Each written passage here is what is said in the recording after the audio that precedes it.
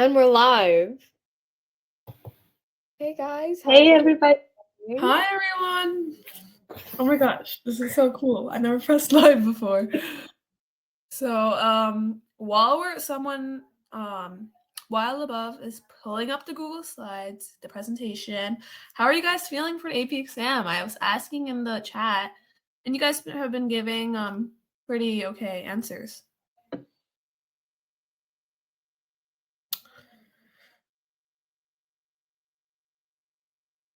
And also don't go crazy over your teacher's APUSH average score, because you might be a 1 out of like a million, like a star student. Okay, so let's get started. So we're really excited to be hosting night 3 of the Fiveable APUSH Crams of 2023.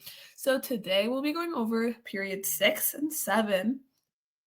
And remember, guys, to follow at Think Fiveable on social media. And there's so many challenges and such great content and so many good memes coming from Fiveable's Instagram and like TikTok and YouTube and everything. So please follow them on social media. Okay, so again, here is the cram schedule for today. Today's May 2nd. We're going over periods 6 and 7. And so this is pretty much the schedule and for today. And then remember, if you have any questions during the review, please ask in the chat. I, for myself, will be answering you guys in the chat. And our hosts are here to support you. And just remember to ask questions, as many as you can, in case our hosts who are elaborating on the information aren't able to get you right away.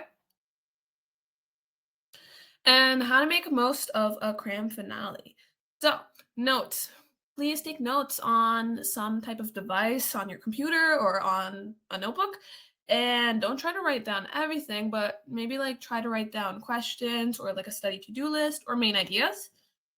And use the Cram Hub online. It has all the slides, review packets, and replays for you. And you could use the Fiveable study guides that are online and follow along. And then this group chat here, there's so many people on here, and they will all be sharing tips, tricks, and please participate and ask questions. And then use the Q&A tabs to get your questions answered. And then yes, we'll take breaks, and yes, the replay will be available, so you can watch every single event that we go through and replay till your AP exam. So again, just remember to be kind, be patient, be supportive, and we have the few more nights together before your AP exam, so we're so excited for you guys and wishing you luck. And then again, about the Instagram or TikTok, if you guys post using the hashtag #FiveableCrams and you tag at ThinkFiveable in the post or caption, and then your account's like public and everything, and you could win $100 because Fiveable will be selecting winners throughout the week, throughout the next 2 weeks of cram finales, and they'll notify you from their account. And you could win by making really funny content or going viral about your Fiveable cram experience. So take it away, guys, and I'll go back to the chats. Hi, everybody. So today I'll be presenting to you period 6, which will cover the Industrial Revolution, immigration and urbanization, and also the farmers and populism. So let's start. The big idea of the Industrial Revolution was that during that time, a lot of technological advances were happening, the opening of new markets and the pro-growth governmental policies encouraged the rise of industrial capitalism in the United States. So let's go deeper into this. Westward Expansion. So after the Civil War, the government invested heavily in transportation and communication systems, which helped to connect different regions in the country and also create new markets. So one of the most important things that helped to spur this economic growth was the construction of the Transcontinental Railroad. In 1862, the Pacific Railroad Act was established. It provided land grants and government loans to the Union Pacific and Central Pacific Railroads to build the Transcontinental Railroad. It helped spur economic development and also population growth in Western states because it really helped to reduce travel time between the East and West coasts. But of course, it wasn't all that great, and it also encouraged the oppression of Native Americans. So in 1864, we see the Sand Creek Massacre happening. A group of Indian tribes asked for peace and also camped on Sand Creek in Colorado.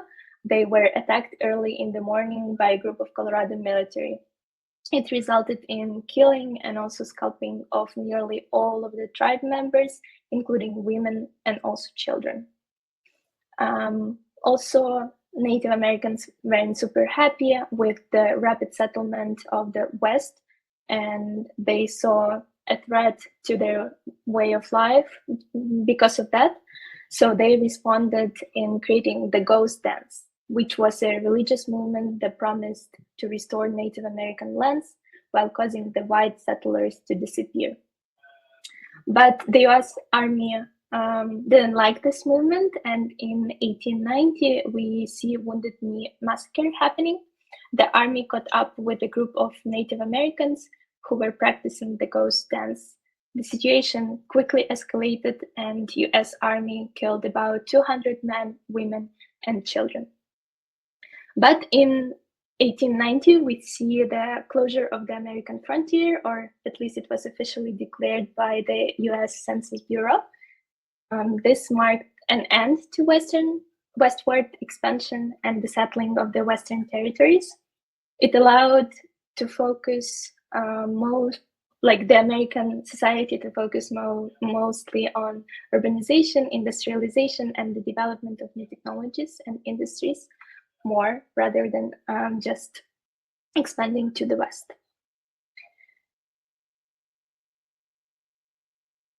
So the Gilded Age started. It spanned from the 1870s to 1890s. It was a period of rapid industrialization and economic growth in the United States. The country underwent a transformation from the agrarian one to a more industrialized economy, and new technologies and innovations were arising during that time, such as steel, oil, and railroads. It marked the rise of big business as well, and the emergence of the new class of wealthy individuals, which were known as robber barons.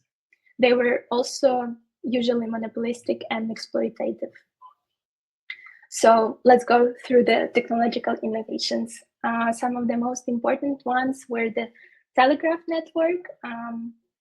So by 1870s, it was in place almost on every continent already, and it revolutionized the way people communicated with one another. Also, Alexander Graham Bell invented telephone in 1876. It was another major breakthrough in communication. And of course, Thomas Edison's invention of the light bulb helped in the development of electricity as a practical source of power for lighting. And so those businessmen were using this innovation to their advantage, and a lot of different industries were developing during that time. We see the steel industry developing a lot, and Andrew Carnegie was one of the biggest people in this environment. So his focus was on improving efficiency and controlling the quality of the product at all stages of production. So this we know is called the vertical integration. So basically it's control of multiple stages of production and distribution within a single company.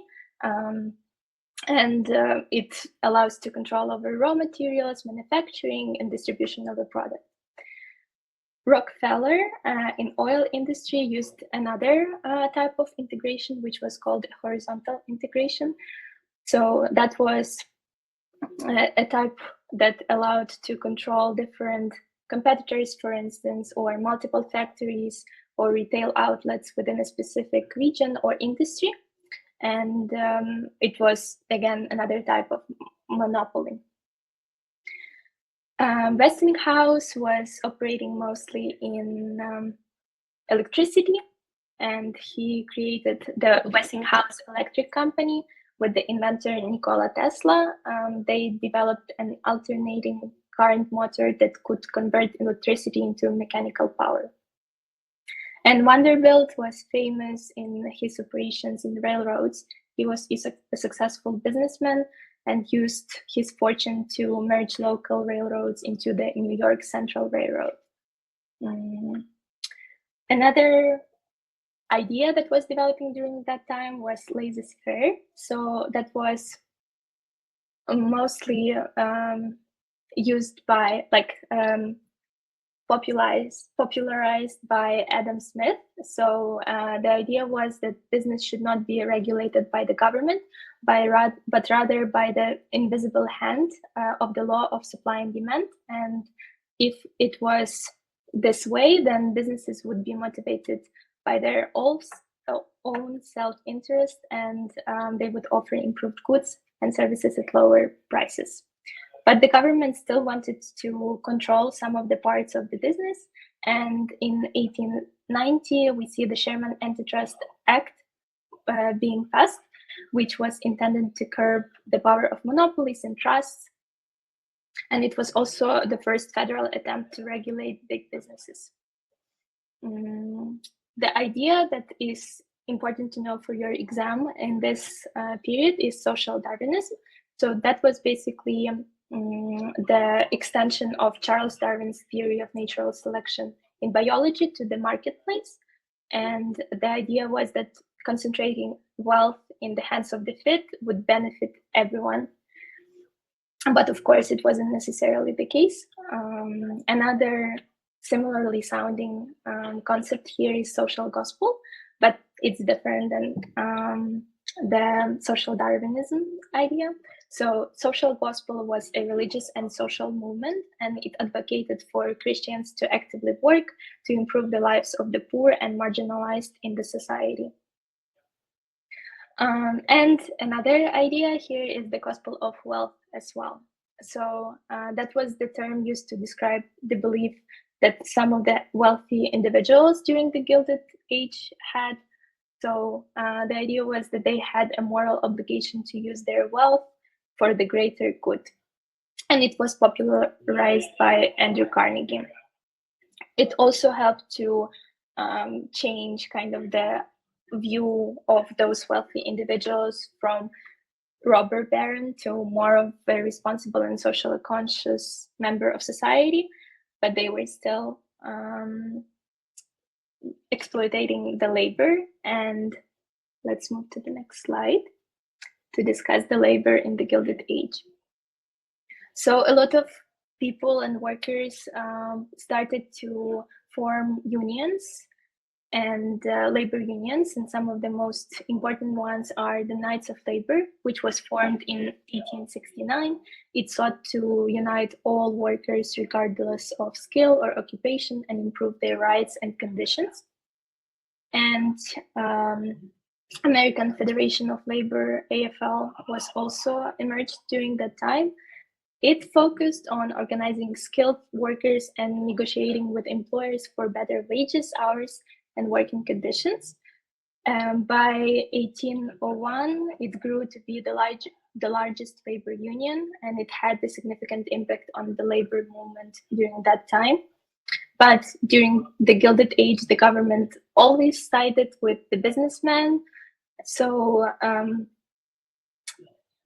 those strikes and also the unions had some of the problems advocating for their rights, but people still organized in different movements and strikes, and we see a lot of them happening during that time. So some of the most important ones are the Great Railroad Strike in 1877. It was a nationwide strike by railroad workers protesting wage cuts. In 1886, we see Haymarket Riot that occurred in Chicago, and so the peaceful labor demonstration turned into a violent one and resulted in the deaths of several workers and also police officers. In 1892, we see Homestead strike. In this one, the steel workers went on strike to protest wage cuts, and the strike also ultimately failed. And in 1894, Pullman strike happened. This was a nationwide strike by railroad workers protesting wage cuts again and poor working conditions. Basically, those strikes ultimately failed or like put down by federal troops. That was mostly because the government was on the side of the businesses. All of these conditions resulted in the Panic of 1893. It was a severe economic depression that affected the United States and also parts of the Europe. In February of 1893, a panic suddenly hit the New York stock market, and it resulted in banks beginning to cut back on loans. Businesses were unable to get capital and also fell at a rate of 2,000 a day during the months of May. So at the end, it resulted in mass unemployment.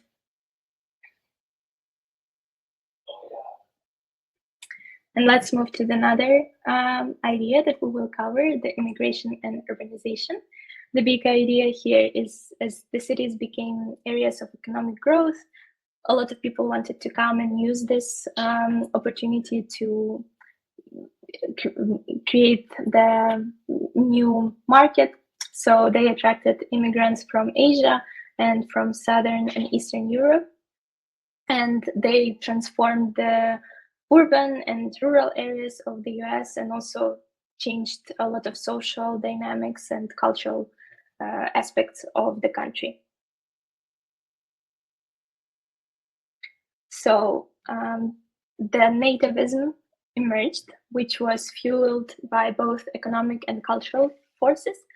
Some of the economic factors contributed to that because immigrants were perceived as the ones that competed for jobs and resources and didn't allow so much of the local population to take those jobs. And they were also often blamed for reducing wages and driving up the cost of living.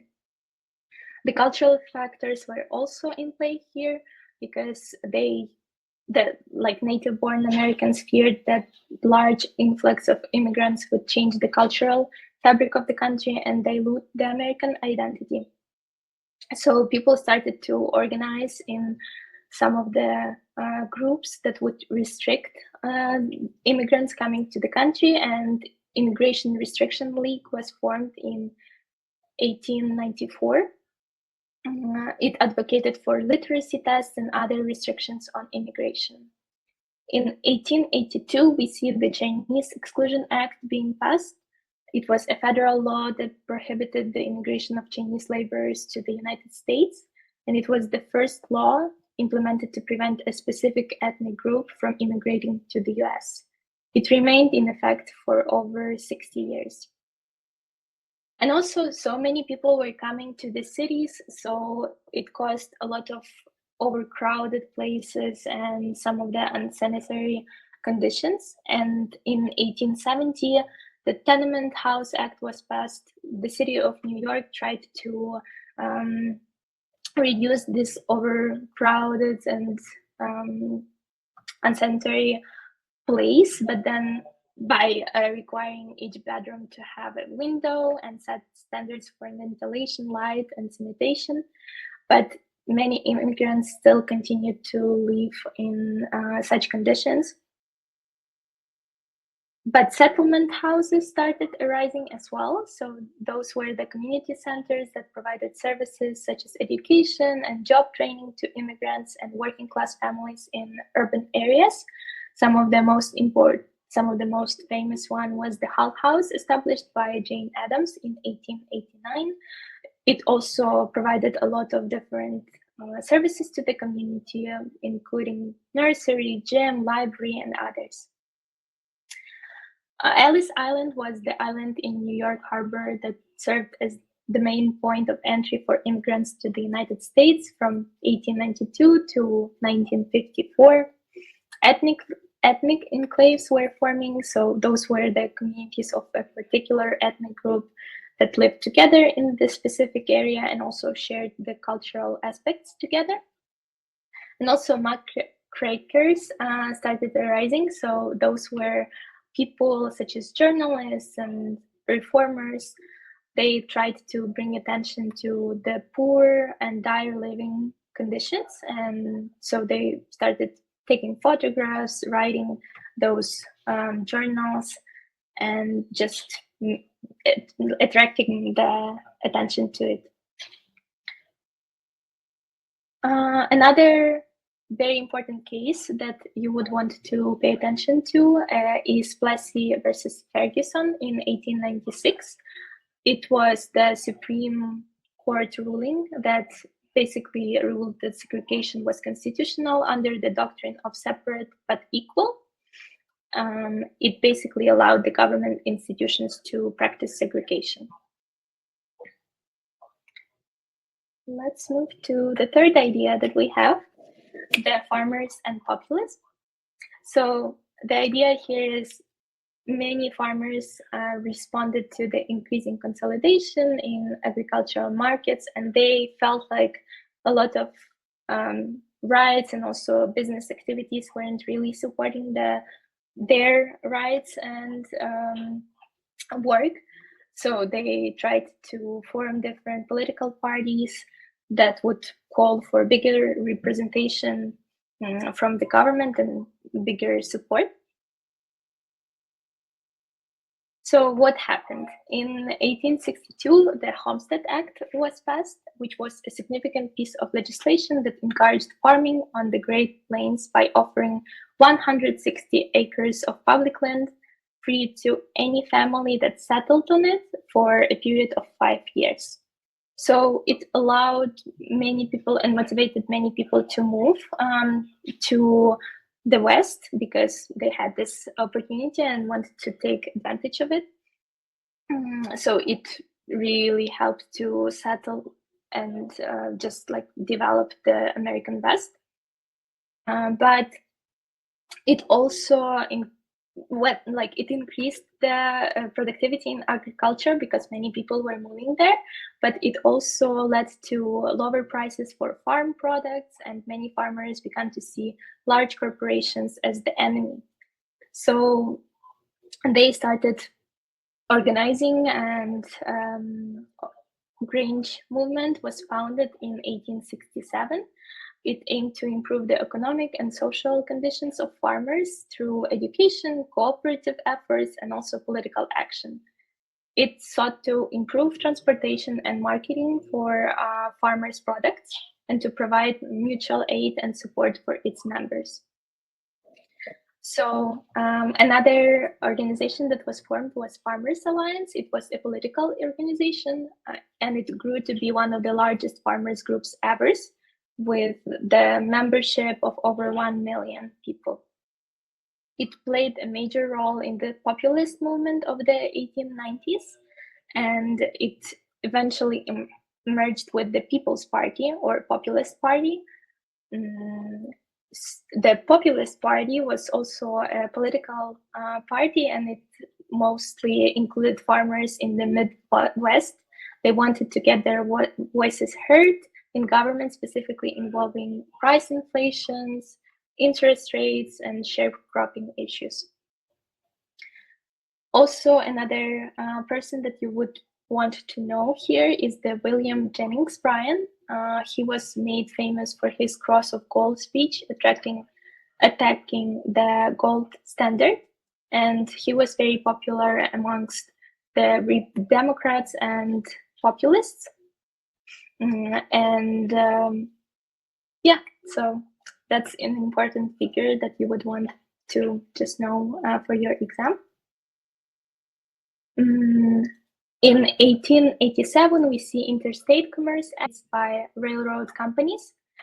It required that railroad rates be reasonable and just, and established the first federal agency, the Interstate Commerce Commission, to enforce the act and investigate complaints. So it really helped to prevent discrimination against small shippers and also farmers, and to ensure that rates were fair. But it was not super effective because the railroad companies still continued to use their influence over the commission. In 1890, we see the Sherman Silver Purchase Act. It caused the value of silver to drop and hurt farmers. In 1890, Ocala platform was happening.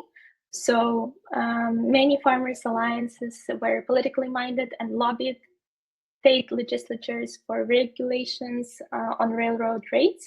And in 1890, people organized, farmers mostly, to discuss some of the requirements that they wanted from the government, and they advocated for direct election of US senators, lower tariff rates, gradual income tax, and others. It eventually led to the foundation of the Populist Party that we already discussed on the previous, or on this slide actually.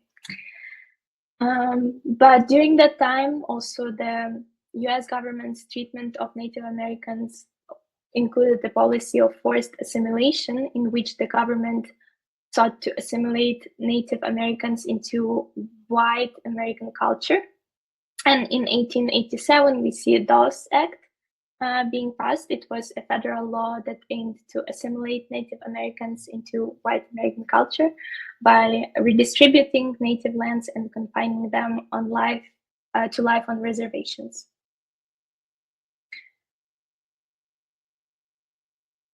Also, New South is another aspect you want to know. So the South continued to struggle to find its new place in the country after the Civil War and Reconstruction. It struggled to rebuild, but it started to industrialize a little bit, though it still remained highly agricultural. And some of the concepts from New South you would want to know is the tenant farming and sharecropping. We discussed it yesterday actually, but I will just go over a little bit more here. So those were the agricultural systems in which the landowners provided resources to farmers in return for a portion of the profits the farmers make from their crops. So basically, many former slaves had no choice but to work as tenants for white landowners, as they could not legally own land and had to work for others. So I hope you found this helpful, and we can join the quiz and go over a little bit more on the topics discussed. Just join. You can scan the QR code, but I will also put the link to the chat. One moment.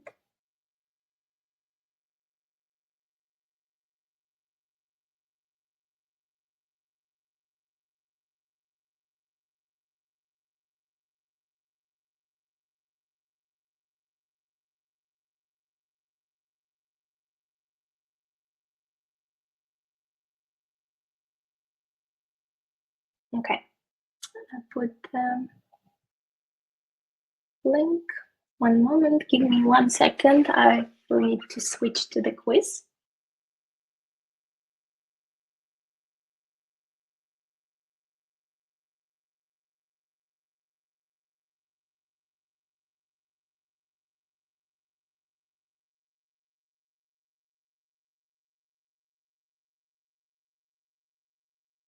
I'll put the music. 1 moment.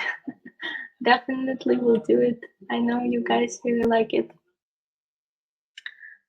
I'm not sure you can hear it now, but for sure when I start it, you will hear it. I'll just wait a little bit more for people to join, and then we'll start.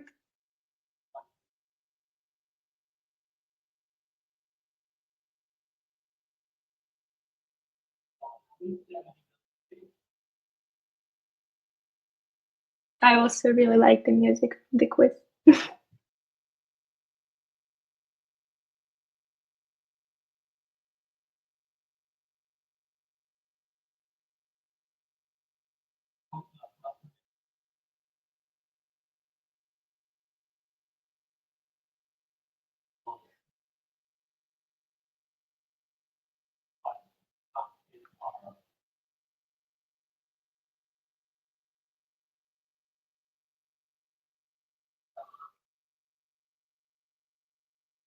Okay, I think I'll start.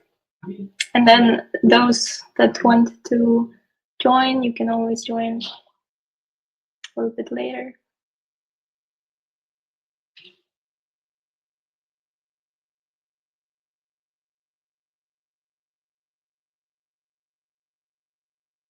Do you hear the music? Because I don't. No, I don't think so. That's so sad though. Why is it not happening? I could hear it earlier.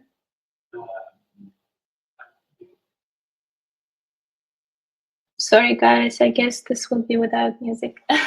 But one popular indigenous resistance movement was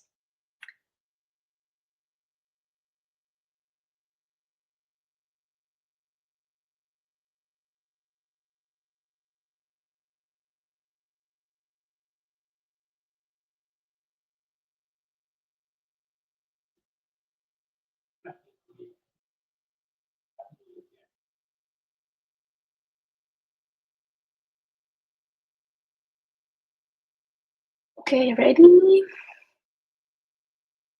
So it was the ghost dance. And you guys were super correct. The rain dance wasn't the resistance movement.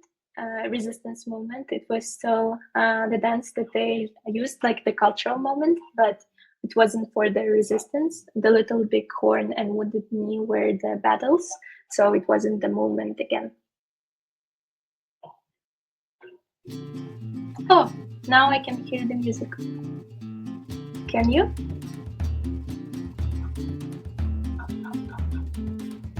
Yes. Okay, perfect.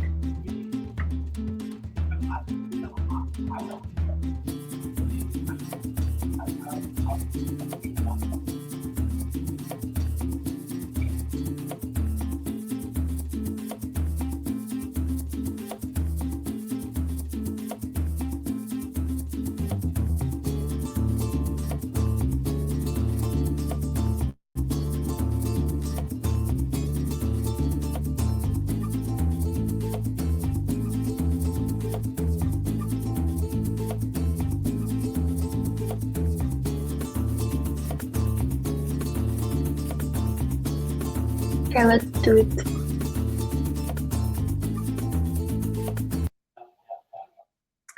So, what was not an issue for farmers in the Gilded Age? It was not an issue. Access to land was not an issue. As we discussed before, the Homestead Act was there that gave 160 acres of land for those who wanted it. So that wasn't an issue there.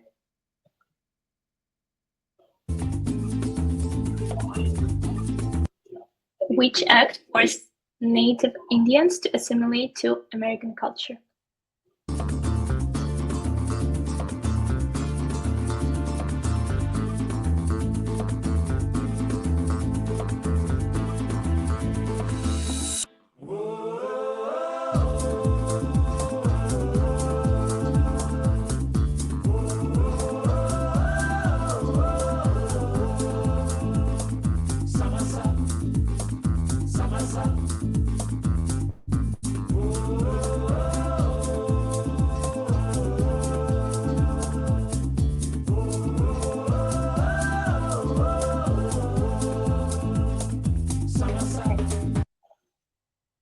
So it was Dawes Severalty Act.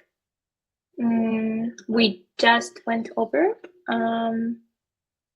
It just basically tried to assimilate Native Americans into white American culture.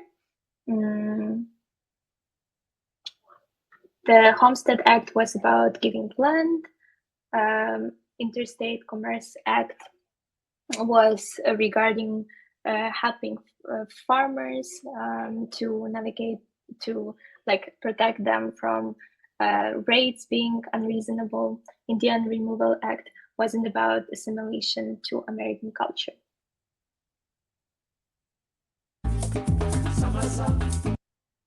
Despite calls for a new South, what remained is the primary form of business in the South?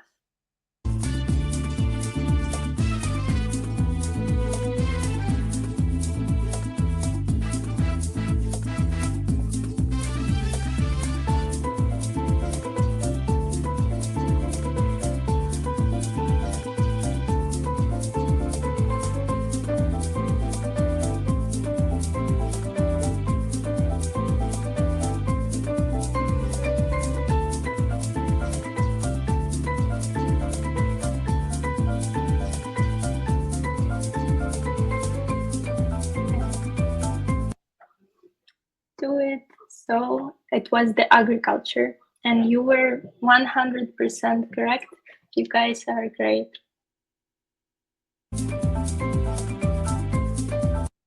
What were ways that slavery was unofficially continued during the Gilded Age?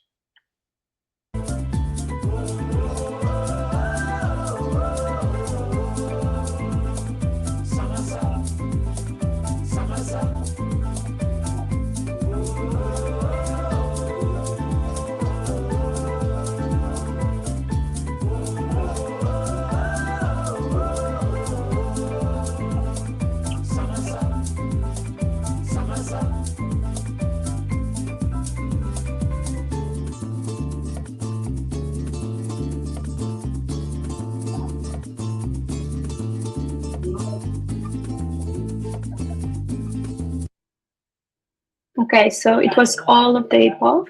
All of these systems were basically keeping the slavery unofficially there. They were all similar, using crops. Yeah. Next question. Which case legalized segregation?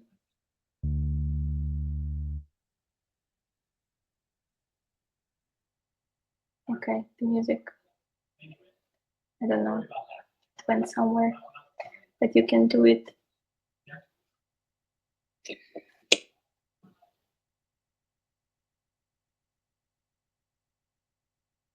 If you do it quickly, we'll move to the next question quickly.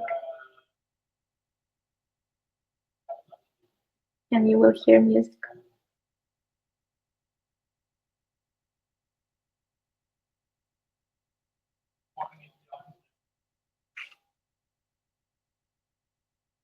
Okay. So Plessy versus Ferguson. That was the correct answer, and you guys were very, very right. So others were not regarding this issue. Other cases were not about this issue.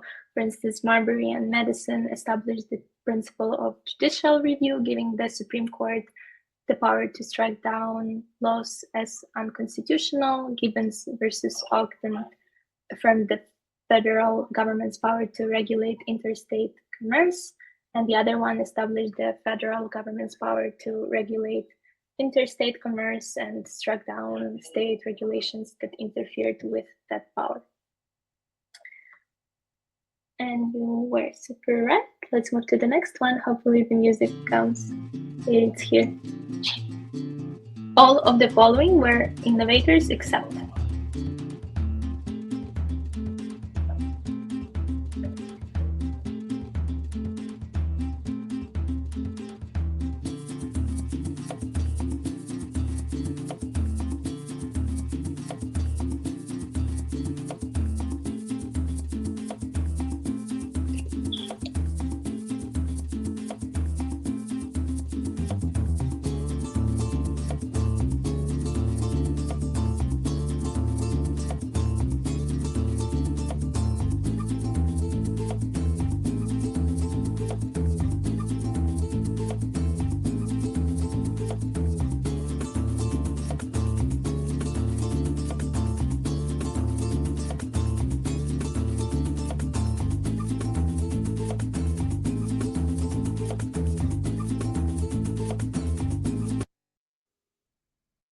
So Charles Darwin.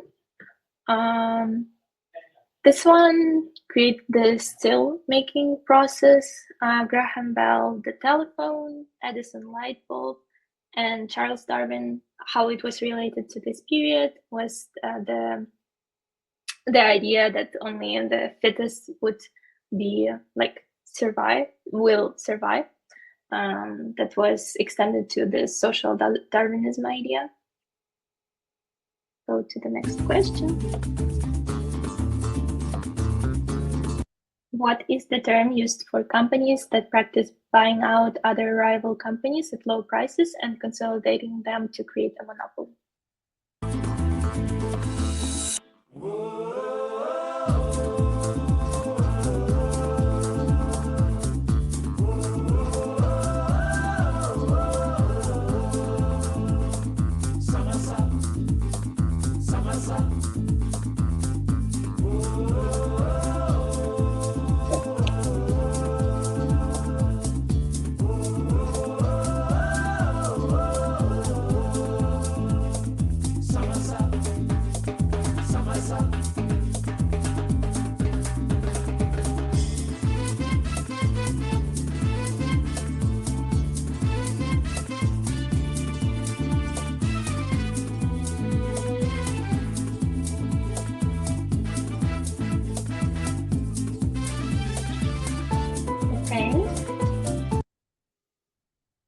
So the horizontal integration, and you guys were also mostly correct. So vertical integration was not about buying different companies and rivals, but mostly about controlling different parts of the company. So different parts of the raw material, processes, and things of that sort. So within the company itself, free markets economics and laissez-faire were similar, but they were advocating for businesses not being governed by, like, not the government not being in power of businesses and not controlling them that much. Next question. Social Darwinists took up Darwin's language of evolution through natural selection to explain what?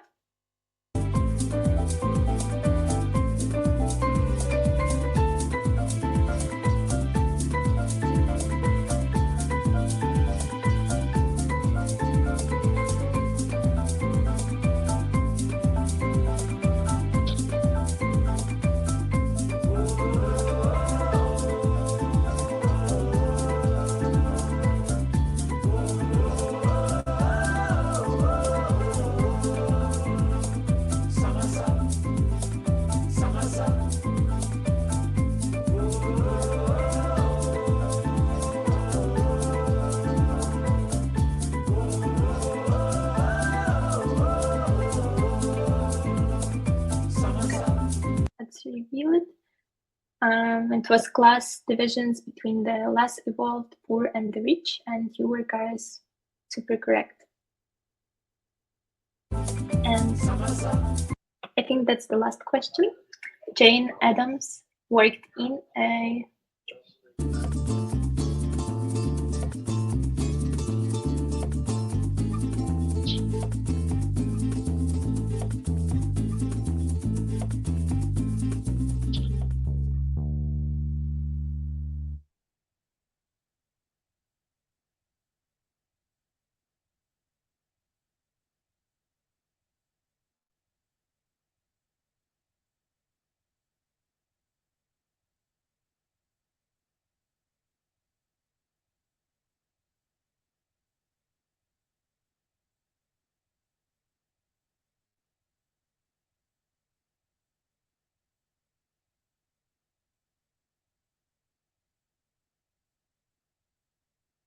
okay, let's review. And that's a settlement house. And the one that was super famous was the Hull House that Jane Addams founded. So perfect. Let's end the quiz. One moment. Give me 1 second. I'll just share the slides again. Meanwhile, how are you guys doing?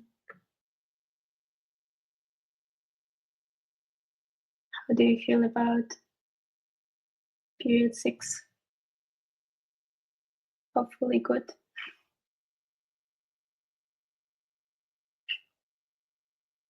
Okay.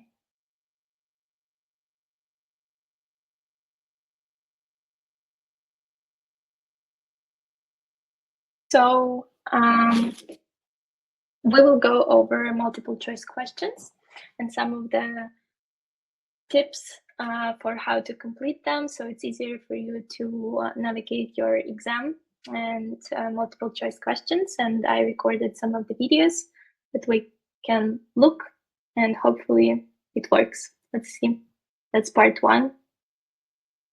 Hi everyone, I'm Lyubov, and I will be presenting to you the stimulus-based multiple choice questions and some of the tips on how to approach them. Let me know whether you can hear So my first tip on multiple choice questions would be, before reading the text, before even reading the source, I would suggest going and reading the questions that are related to the prompt itself. So for instance, in this case, what changes led to the inequality Carnegie described during the late 19th century? This is important, I think, and helpful just because you have more understanding of what exactly you need to look for in the text or the image. Also, it gives you more context on what they are asking, maybe potentially some timelines or some of the concepts that you are familiar with. So it's just easier to navigate the multiple choice questions in general if you read the question first. And then the second step would be to go and read the source. This is very, very important because even if you don't know what the text is about, if you don't understand necessarily all of the language or the ideas, if you look at the source, you will already know what it is about, like some of the concepts, some of the ideas, the timelines. This is very important to look at the source. So in this case, we have The Gospel of Wealth, written by Andrew Carnegie, 1889. This already gives you so much about period 6, because if you know what Gospel of Wealth concept means, and even if you don't know, Andrew Carnegie will give you this tip on the Gospel of Wealth idea. So this already gives you enough to answer the questions, and you even have more the prompt itself, the text. So you are already set up to succeed, and it's going to be great. So after you approach the questions and the source, note the timeline, then you can go and read the text itself and answer the questions. Also, you have only 1 minute to answer the question, so, and like read the text, right? So don't spend too much time on reading the text. If you don't understand some of the words or some of the ideas, that's okay. Just make sure to grasp the big idea and move on and answer the questions. So good luck on that, and I hope you find this helpful. Okay, so that was part 2. We'll move to the next video. Hi everyone. Oops.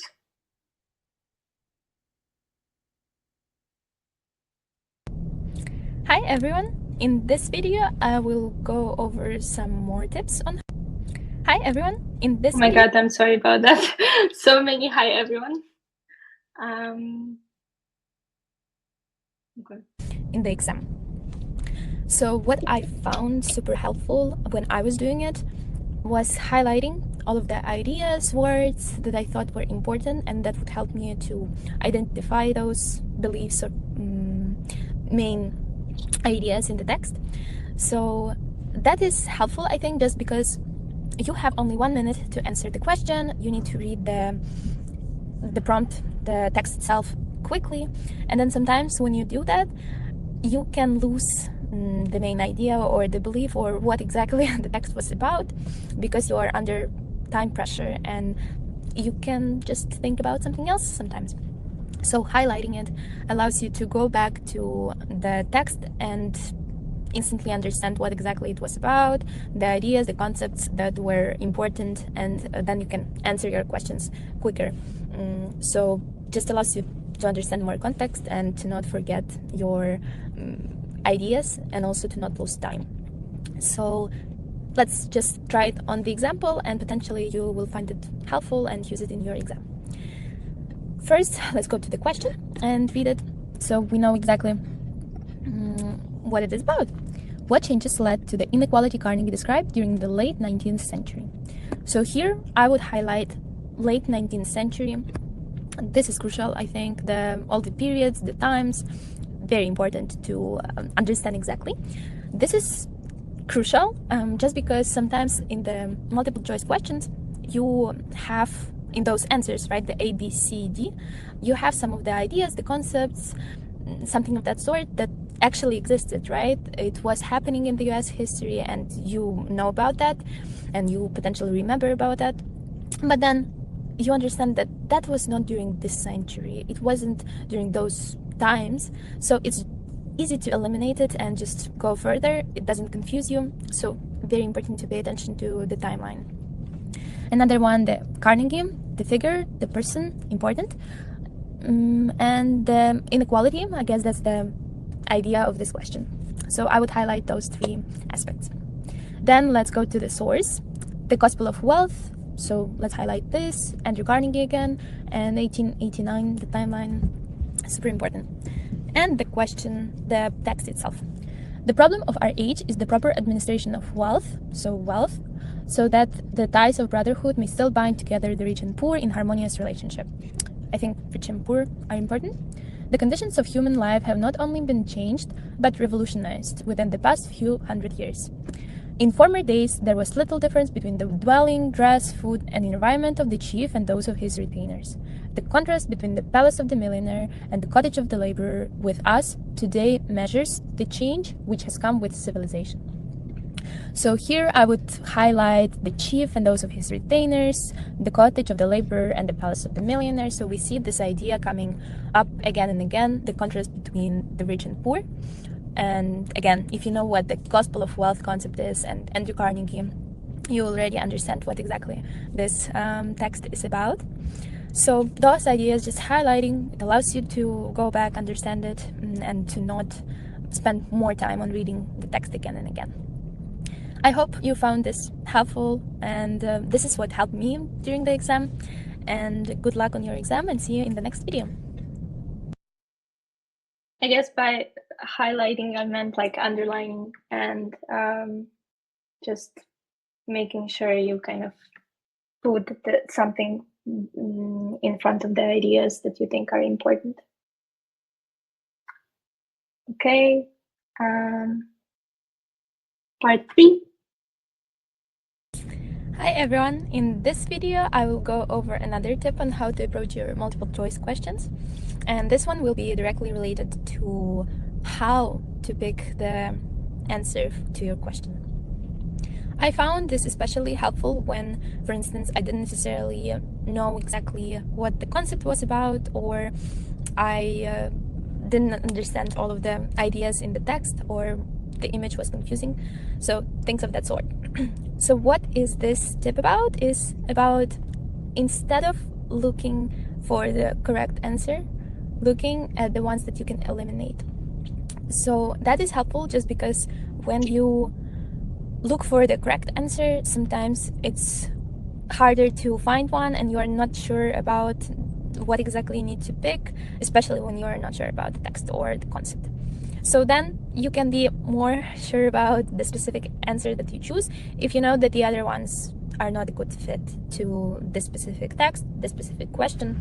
It's just builds more confidence for you to go further and be sure that you pick the one that you think is the right one. So how does it work? You can eliminate the answers based on, for instance, timeline. That's why I focus so much on looking at the specific century, the source, etc. So, for instance, sometimes happens that you have the answers that make perfect sense, they're logical, everything is right, but then you remember that actually we're talking about late 19th century, for instance, or it just doesn't, this concept wasn't yet introduced during that time, and it wasn't at that time at all, so you know exactly that you can eliminate that from this question. Sometimes also it happens that the language that is introduced in the multiple choice question is very similar to the one that you used when learning those concepts. So the ones that are used in some of the textbooks or some of the guides, etc. So you think that, oh, that's the one that I need to pick because that's the language, right, that I remember how it was described. Well, don't be fooled, and make sure to read all of the answers and just think about the logical explanation to the specific text, the specific image, the specific question, and that will really help you to pick the one that is really the one that they want you to pick.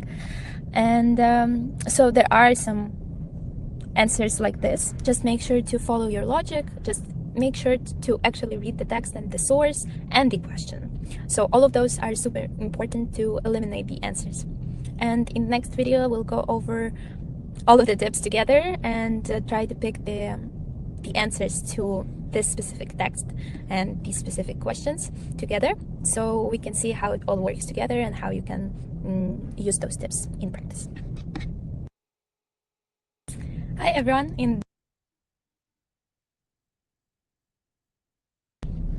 Hi everyone. In this video, we'll go over all of the tips that were introduced in the previous videos and actually apply those in practice, focusing on this specific example. So let's dive into it. We already read the text before, so I will not do that again, but we can use the skill we learned on highlighting, right? So if you use that one, you can just go back to the text and see that you highlight wealth, rich and poor, millionaire and laborer, etc. So all of those ideas were actually noted by us in the previous videos, so we can directly understand what this text is about, especially a Gospel of Wealth, Andrew Carnegie, and late 19th century for sure. So let's go into the question. What changes led to the inequality Carnegie described during the late 19th century? A. Increasing prices for foods and goods. B. Increasing industrialization and economic consolidation. C. Emergence of a welfare state that encouraged laziness. And D. A widespread lack of education.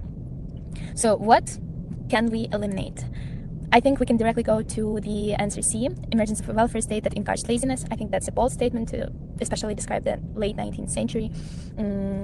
During that time, we see a lot of innovation coming, industrialization and urbanization, a lot of those things. So that's definitely not about encouraging laziness. We can eliminate that one. I think actually this example is better to answer like right away instead of eliminating the questions, just because it talks about industrialization, economic consolidation. We know about that from the late 19th century, period 6. But just to make sure, you of course can go to other questions and make sure they're not related. So A, increasing prices for food and goods. Actually, during that time, the prices for goods were like decreased a little bit, but it didn't make workers rich, so we would not choose this one. And then D, a widespread lack of education. It wasn't the case. By late 19th century, the literacy was quite widespread, so we wouldn't choose this. But B, yes, it really connects to it. The industrialization created working class that really depended on wages, and businessmen consolidated all of the wealth. Okay, you guys, some ask for slower and some ask for speeded up version, so I will just keep it at 1.25. In their hands and created trusts and restructured financial aspects to actually benefit them. So that's what we would choose. Let's go to, we have answer B, and the question 2 is, what did the Gospel of Wealth suggest as an answer to the inequality Carnegie observed? So A, poor people must pray for greater wealth and success. B, religious revivals must occur in order to end sin and create wealth. C, wealthy individuals must serve as role models and give lectures to the poor. And D, benefactors should use their wealth to create greater economic opportunity. So again, very important to look at the source. Andrew Carnegie, Gospel of Wealth.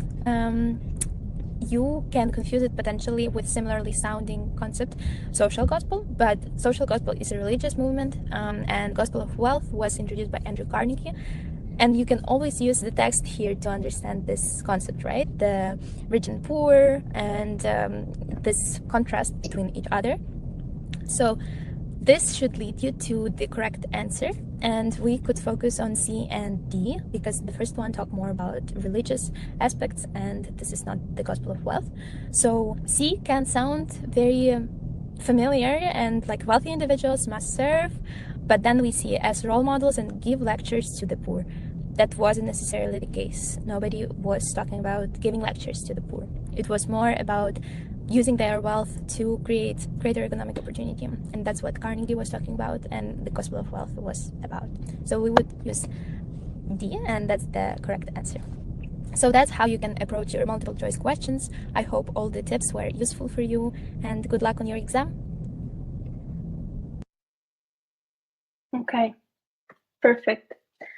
That were the tips for multiple choice questions from me. I think we can take a break for a few minutes now, and then we'll practice those multiple choice questions from like exam type ones, not the quiz that we did before.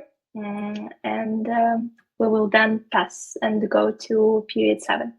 So let's take a break right now.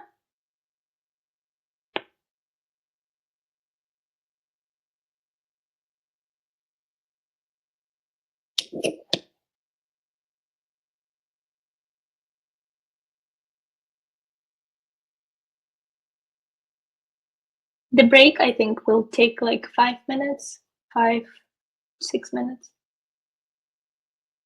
So you can drink water and just walk around the room. so you don't sit for 3 hours straight.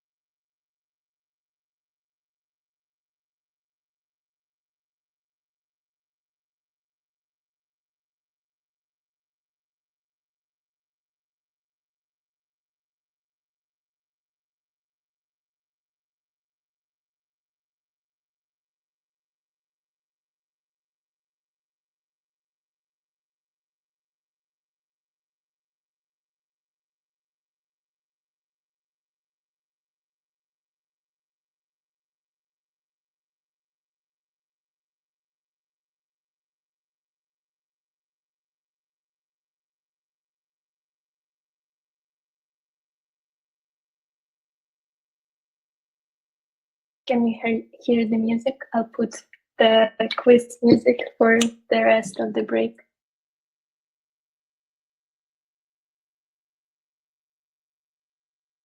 I personally can't hear it. You can? Oh no, I can hear it.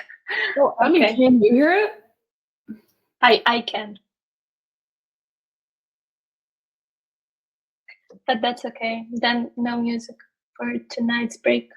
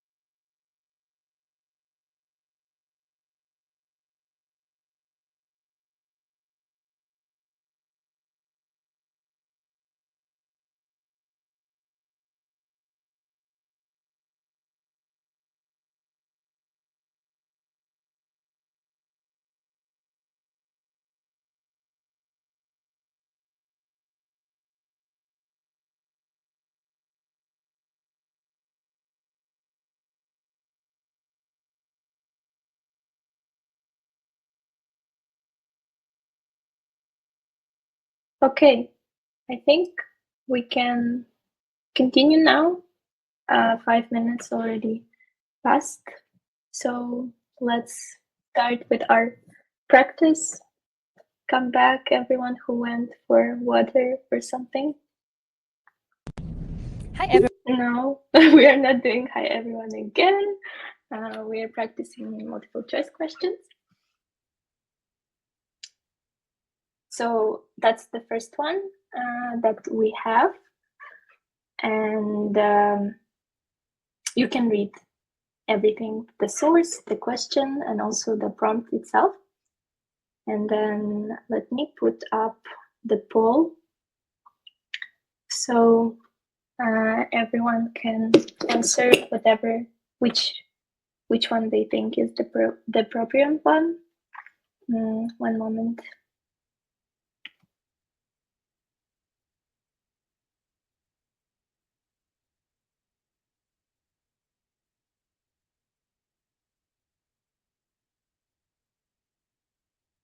Okay.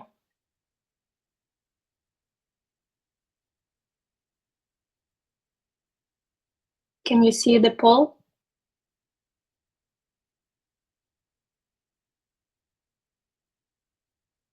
I see you're putting it in the chat, but you can also use the poll if you want to.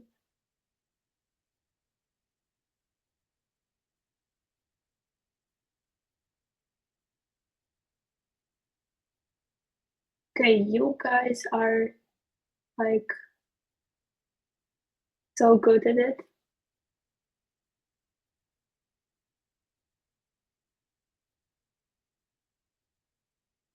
So let's reveal the answer, and the answer is C. I see from the poll that everyone was correct.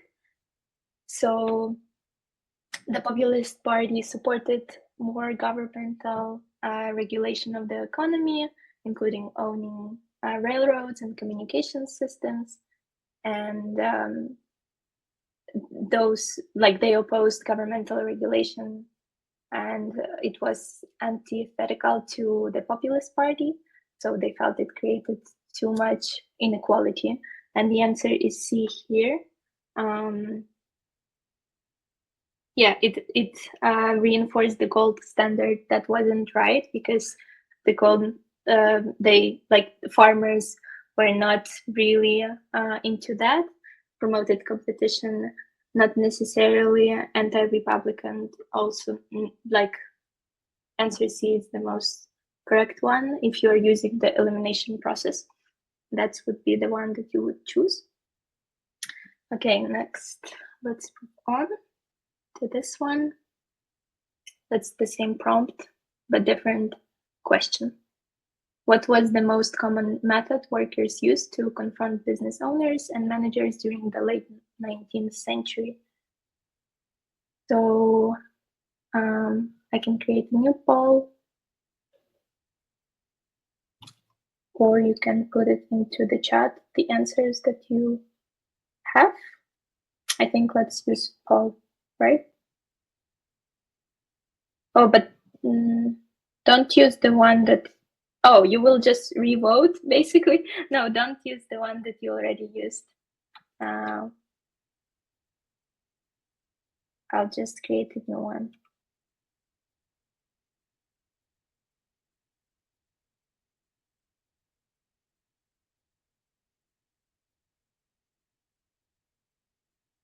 Okay. Let's vote in the poll which one, part 2.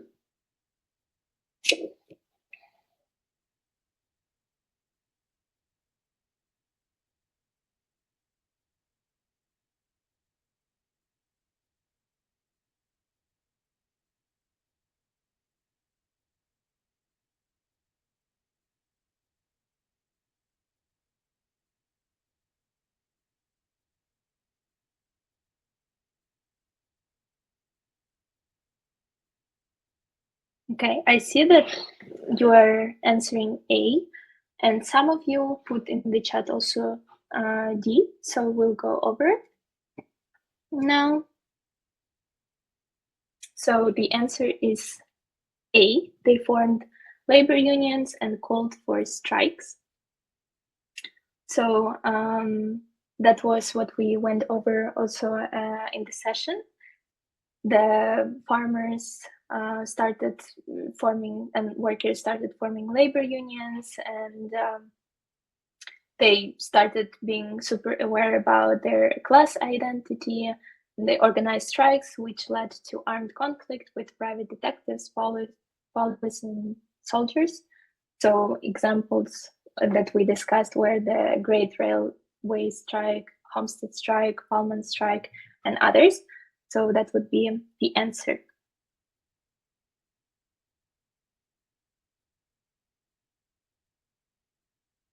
Okay, the next one. Here we are using the image. Should I create, or will you just revote?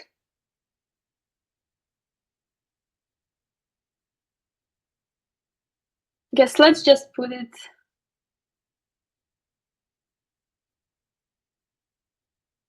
in the chat. Let's just use the chat for this, for the next ones.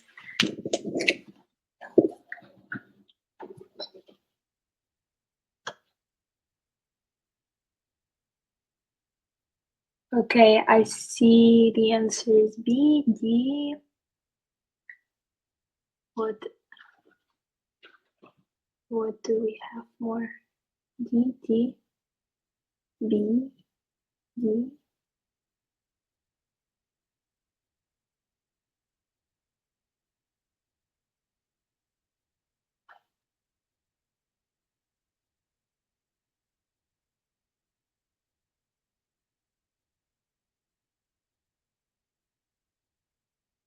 Okay, let's see. Let's see what it is. And it's D, the increased political influence of corporations and special interests. I see that you are asking why not B. B would not be here. It's a distractor because it's not directly, the political machines are not directly like depicted in the cartoon here. They're strongly related to like the monopolists at the time, but it's not necessarily that is shown in the image. So that would be D.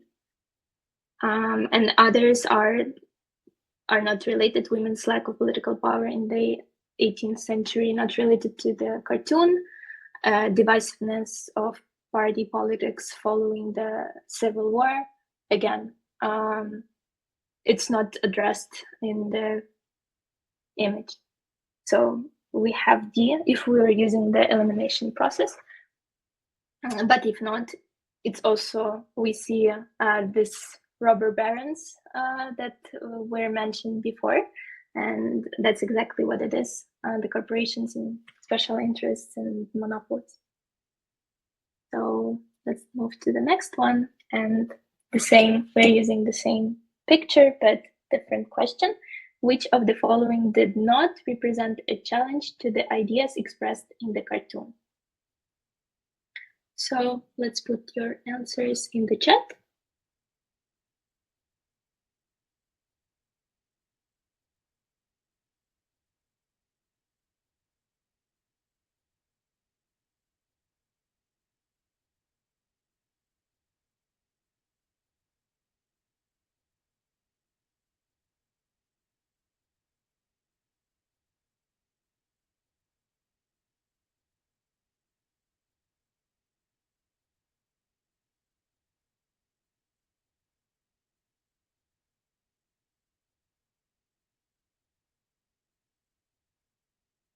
Okay, it's overwhelmingly B.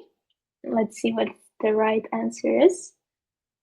And you are right, guys, it's horizontal integration. So the question is what did not represent a challenge to the monopolists, right? What is represented in the cartoon, and all of the others, the horizontal integration did not represent the challenge because that was one of the ways the monopolies were created. Again, horizontal integration is when you are buying different, like your competitors or a lot of factories in the same region or in the same industry. So it did not represent the challenge to it, but others represented the challenge. So People's Populist Party farmers were not super happy with the governmental policies, unionization. It was also one of the ways to protect rights of workers, so it went against the monopolies. The social gospel saw capitalism as the driving force behind urban poverty and class inequality, so also is not the correct answer. Let's go to the next one. So you can read the prompt. Chinese Exclusion Act 1882. The question is, why did congressmen enact the Chinese Exclusion Act?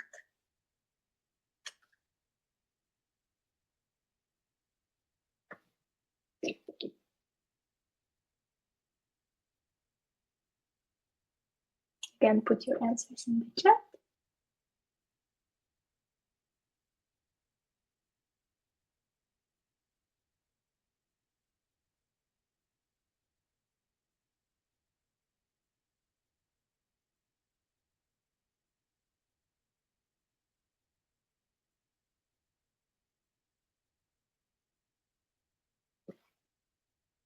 Okay, I see all the C's here. Let's see what's the right answer. And you are right again. So they wanted to reduce economic competition from Chinese laborers. So a lot of Chinese workers came to the US in search of economic opportunities.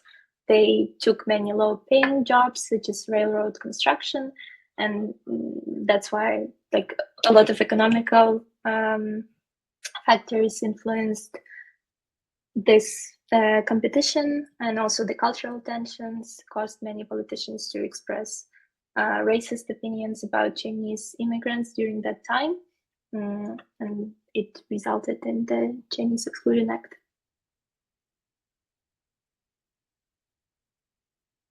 And we have another question here. Which of the following characteristics of immigrants from Southern and Eastern Europe did not contribute to cultural tension after they arrived in America in the late 19th century?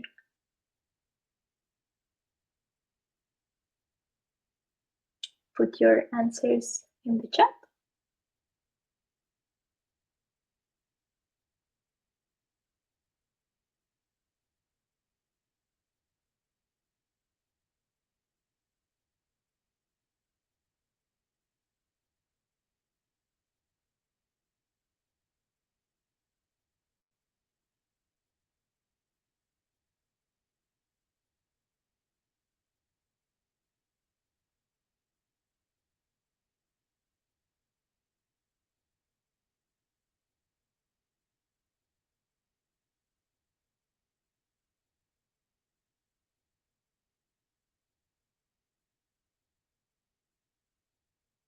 Okay, so I see again C in the chat.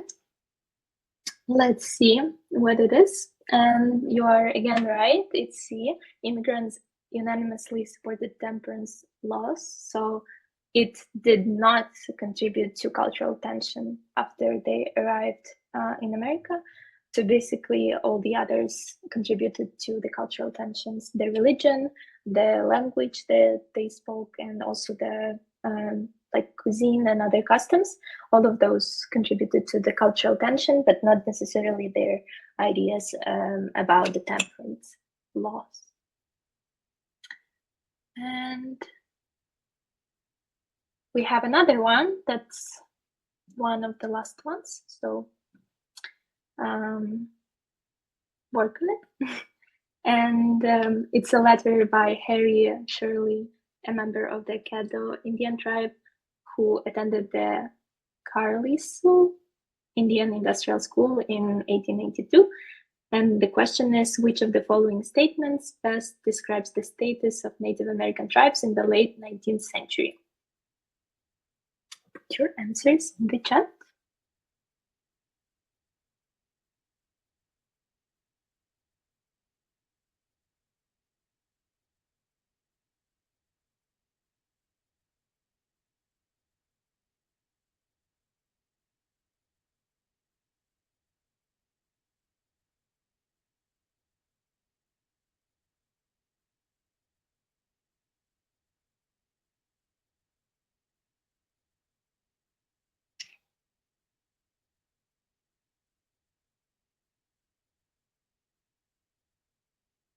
Okay. I see that you are answering D. And which one is that? Right, that's D. The US government no longer treated the tribes as sovereign unions and forced them onto modest reservations.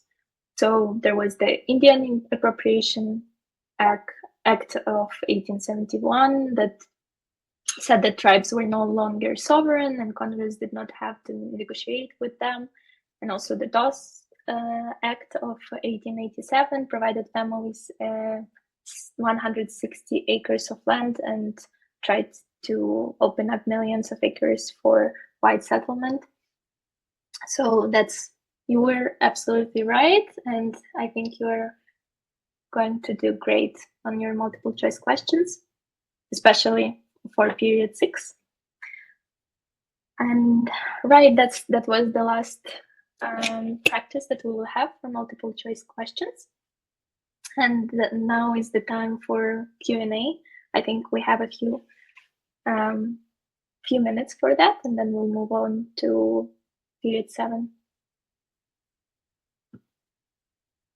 You guys did a great job with your multiple choice questions.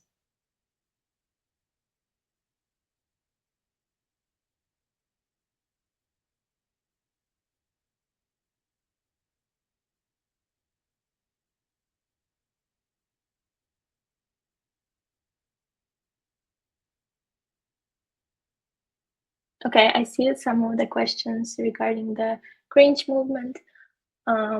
So Grange movement was founded in 1867, and it tried to improve the economic and social conditions of farmers through education, cooperative efforts, and also the political action. So they wanted to, it was like a fraternal organization for farmers, and it was formed to provide a sense of community among farmers and to organize resistance efforts regarding, like, against the monopolistic efforts that were there, especially for railroads and grain elevators and other large corporations. So that was basically the movement against those cooperative or like monopolistic organizations.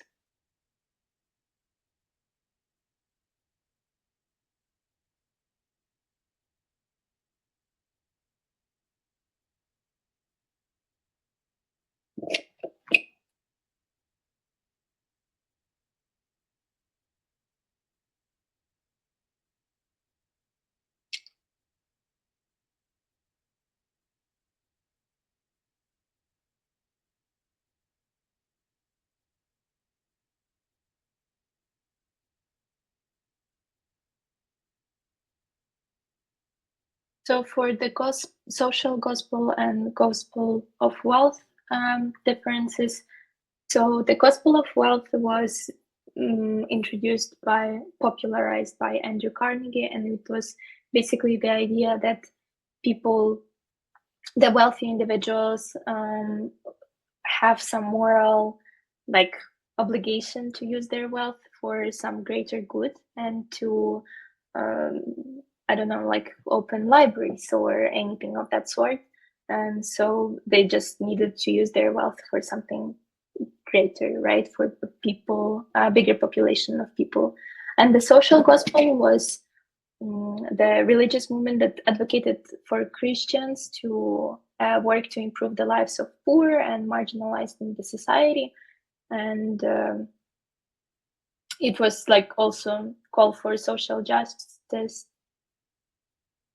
So basically the idea was that they both kind of wanted to help those, not wanted, but the idea was to help those marginalized in the society. But when the first one, or social gospel, was mostly about like to work to improve the lives and for Christians to do that, then the social gospel of wealth was for wealthy individuals to do that.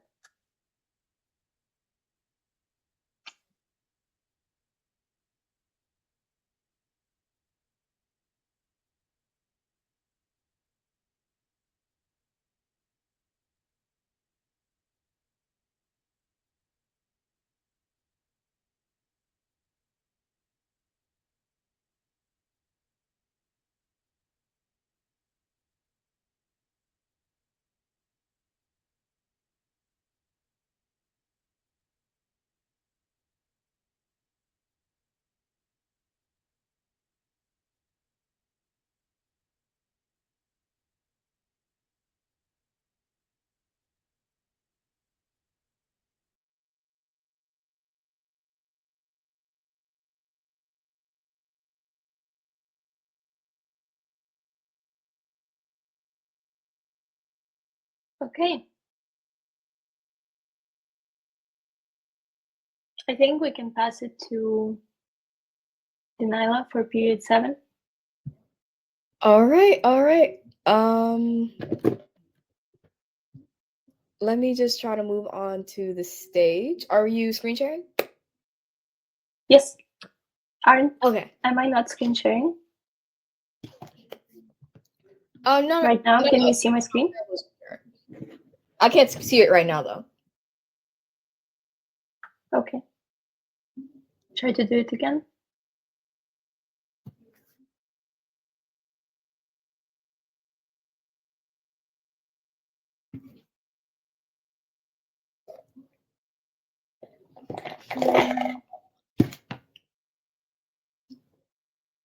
Okay.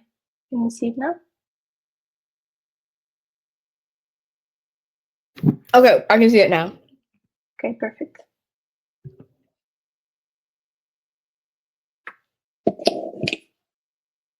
All right, you guys. Today we're gonna go over period 7. So, like, literally, don't fall asleep yet, because it's like one of the biggest periods. It covers imperialism all the way to the New Deal and World War II. So, like, be ready. All right. First off, I want to preface by saying that in this time, the United States grows into its role as a world power in the late 19th and early 20th centuries. The growth was driven by a number of factors: the country's vast natural resources, rapidly expanding industrial base, and growing population. And the United States played a key role in World War I and II, and which helped establish it as a major power in a global stage. In the post-war period, the U.S. continued to assert its economic and political influence around the world, and by the mid-20th century, it became one of the two most dominant superpowers in the world, along with the Soviet Union. On the test, you'll be asked to explain the context in which America grew into its role as a world power. All right, we can move on to the first slide now. Okay. So this is what I like to call imperialism light. The Spanish-American War is really like one of the starts of the U.S. imperialism. So it all starts in like the 1890s, where you have the growing wave of jingoism, which is an intense form of nationalism calling for an aggressive foreign policy. Think like, remember when we learned about Manifest Destiny and all of that? Soon after we kind of conquered the whole frontier, we all started to think in our heads, what other frontiers can we conquer? And we got our answer in the Spanish-American War. Okay, so I want to explain the Cuban Revolt or the Cuban Rebellion. I'm not exactly sure how you've learned it, in 1895. So the U.S. saw Latin America and the Caribbean as its zone of authority. Think like the Monroe Doctrine, right? And the U.S. was growing increasingly uneasy about the Cuban Rebellion against the Spanish. Cuba was close to Florida and frequent target of like all those businessmen who like wanted to produce sugar and tropical crops. You know what I mean? So a Cuban rebellion was formed against the Spanish, which began to sabotage and lay waste to Cuban plantations. They used like a scorched earth hit and run policy to just force the Spanish to leave, and they hoped to either force Spain to withdraw or to pull the USA in as an ally. In response, Spain sent this general, Valeriano Weyler. Again, his name isn't really important, but what he does is important. He was known as the Butcher, and he is infamous for his brutal tactics in the Cuban War of Independence. He had a policy called reconcentration, which moved the native people into camps. And in these areas, Cubans died by the thousands. Unsanitary conditions, overcrowding, and disease. He also forced civilians into camps. Yeah, they forced civilians into armed camps where all these people died of disease, which earned him the title of the Butcher in the American press. So now we're going on to like yellow journalism, and I like to think of it as like Facebook news. You know how you go on Facebook and there's like all these outrageous news articles? That's kind of like how it was in this period. So to keep like an eye on the Spanish, President William McKinley, who is the president at this time, remember that, sent the U.S. battleship U.S. Maine to the Cuba's capital city, Havana. While it was docked, it blew up during the night. There are so many investigations and it was likely an accident, but the United States blamed Spain, and aided by its like war fever, whipped up yellow journalism, which falsified news stories aimed to increase the circulation of newspapers.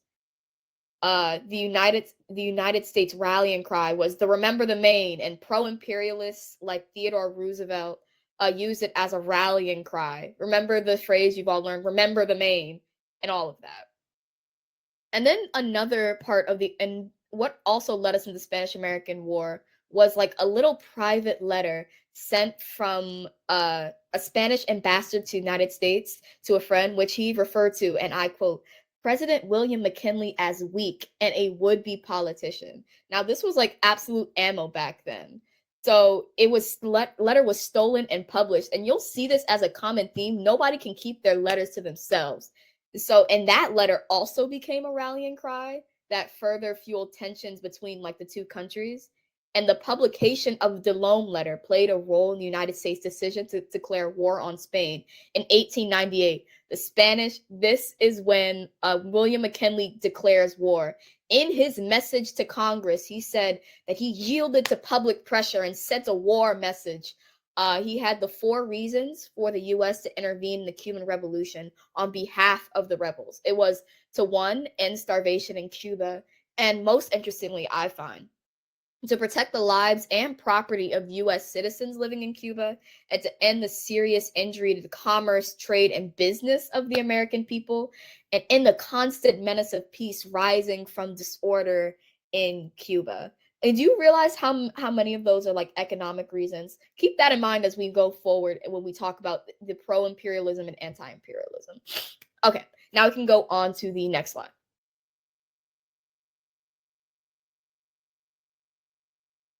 Okay, so responding to the president's message, Congress passed a joint resolution, and part of this resolution was the Teller Amendment, which declared that the U.S. had no intention of taking political control of Cuba, and that once peace was restored to the island, the Cuban people would control their own government. And then the Teller Amendment was modified by the Platt Amendment, which put conditions under which the U.S. would leave Cuba. That it also permitted extensive U.S. involvement in Cuban international and domestic affairs for Cuban independence.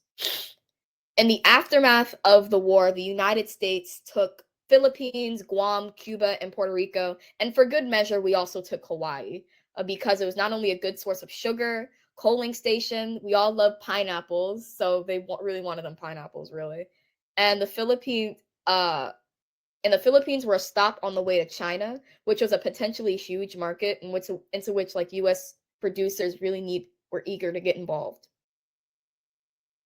If we're going into like resistance against American imperialism, we have the Filipino-American War, where the Filipino nationalists that had partnered with the U.S. to defeat the Spanish wanted independence, but the U.S. said, "Nuh-uh, I don't think you're ready for that. I don't think you're ready to rule your own government." And as you can see, fighting soon broke out. The Filipino-American War lasted to 1902 and took the lives of thousands of soldiers and civilians on both sides. The Filipinos used guerrilla tactics to resist the better-equipped U.S. military. So the U.S. responded to more horrific tactics, including an early version of waterboarding and anti-civilians measures, which killed like 200K people. It was a nasty war and showed like the worst sides of like the U.S. imperialism. If I would use one of these examples, like both of these examples, like the Filipino-American War and the Boxer Rebellion, which I'm about to talk about, as like examples of resistance to a U.S. imperialism. So once the United States had control over Hawaii and the Philippines, it became increasingly active in Asia. It engaged with China through helping other European powers put down the anti-Western Boxer rebellions in 1899. And the U.S. supported the so-called open door policy in China so that countries like the U.S. were free to trade with China without interference with the European American powers. Okay, we can move on to the next slide now. Oh, see, I heard somebody talking about diplomacy. All right, so we got the 3 diplomacies of the period. You're gonna have to remember these because these are very important for understanding how U.S. foreign policy evolves. So Teddy Roosevelt had the big stick diplomacy. Speak softly, carry a big stick. He built the reputation of the United States as a world power, and imperialists like worshiping his every move. They loved Roosevelt. They loved him. There was Taft's dollar diplomacy, which is probably one of the most American things I've ever seen. It's literally just throwing money at the problem. He spent more investors' dollars on Navy's battleships. There's a specific document that says that specifically says oh, we have to expand the Navy in order to protect our United States power. And his policy promoted U.S. trade by supporting American enterprises. Remember this, dollar diplomacy. It also has alliteration. So, and then we have Wilson's moral diplomacy. He pushed for a more moral approach on foreign affairs. He opposed imperialism and the big stick and the dollar diplomacy policies, all of that. He believed in a principled, ethical world where militarism and colonialism and war were all brought under control. He decided to use more peaceful powers and diplomatic approaches into getting what he wanted. Okay, move on to the next slide. So now we're getting into the imperialism debates of the period. So Americans who favored expansion and imperialism, the pro-imperialists, which imperialism, by the way, is the control over another group of people, usually without their consent, mostly without their consent. And they relied on the following arguments. 1, they saw economic opportunities and benefits to conquering places like Cuba and Hawaii and the Philippines, and they were useful for naval bases and growing tropical cash crops. They also, they were seen as important coaling stations, steamship stopping points, and important connections between the United States and the large market of China. Pro-expansionists also argued that this is one of the religious arguments tied to social Darwinism, that argued that Anglo-Saxons, or the super white Northern Europeans, who were Protestant, democratic, and morally and spiritually and more advanced than the other nations of the world. You can hear the hoity-toity laugh as I'm saying this. So they deserve to displace the Spanish, who were Catholic and dark and less democratic than us, and ruling over places like the Philippines, who were heathen and tribal. The pro-expansionists also cited competition with Europeans as a reason to expand. I'll slow down. They argued that the United States needed to keep up with the Europeans, who were experiencing a second wave of imperialism to become and stay a major world power. And the U.S. had just finished with Western expansion. By 1890, which is the beginning of this period, the frontier was non-existent. After you finish California, what's next? So imperialists argued that the frontier was necessary, that it was a necessary escape for people who did not like U.S. civilization. And the frontier offered a rugged, dark cowboy place where the United States could just rough it in the dirt. It offered a place where the United States could enhance and refine its manly virtues through warfare and battles with nature. You can hear Roosevelt cackling in the background. He loved this. He loved this idea. They also wanted these frontiers in overseas places like the Philippines. The anti-imperialists, so I'm going to say a few names, Andrew Carnegie and Mark Twain. Mark Twain, remember the guy who wrote Tom Sawyer, the book you all had to read and hated? Yeah, that guy. They had 3 different arguments for why. 1, self-determination. The U.S. had once been a colony itself, right?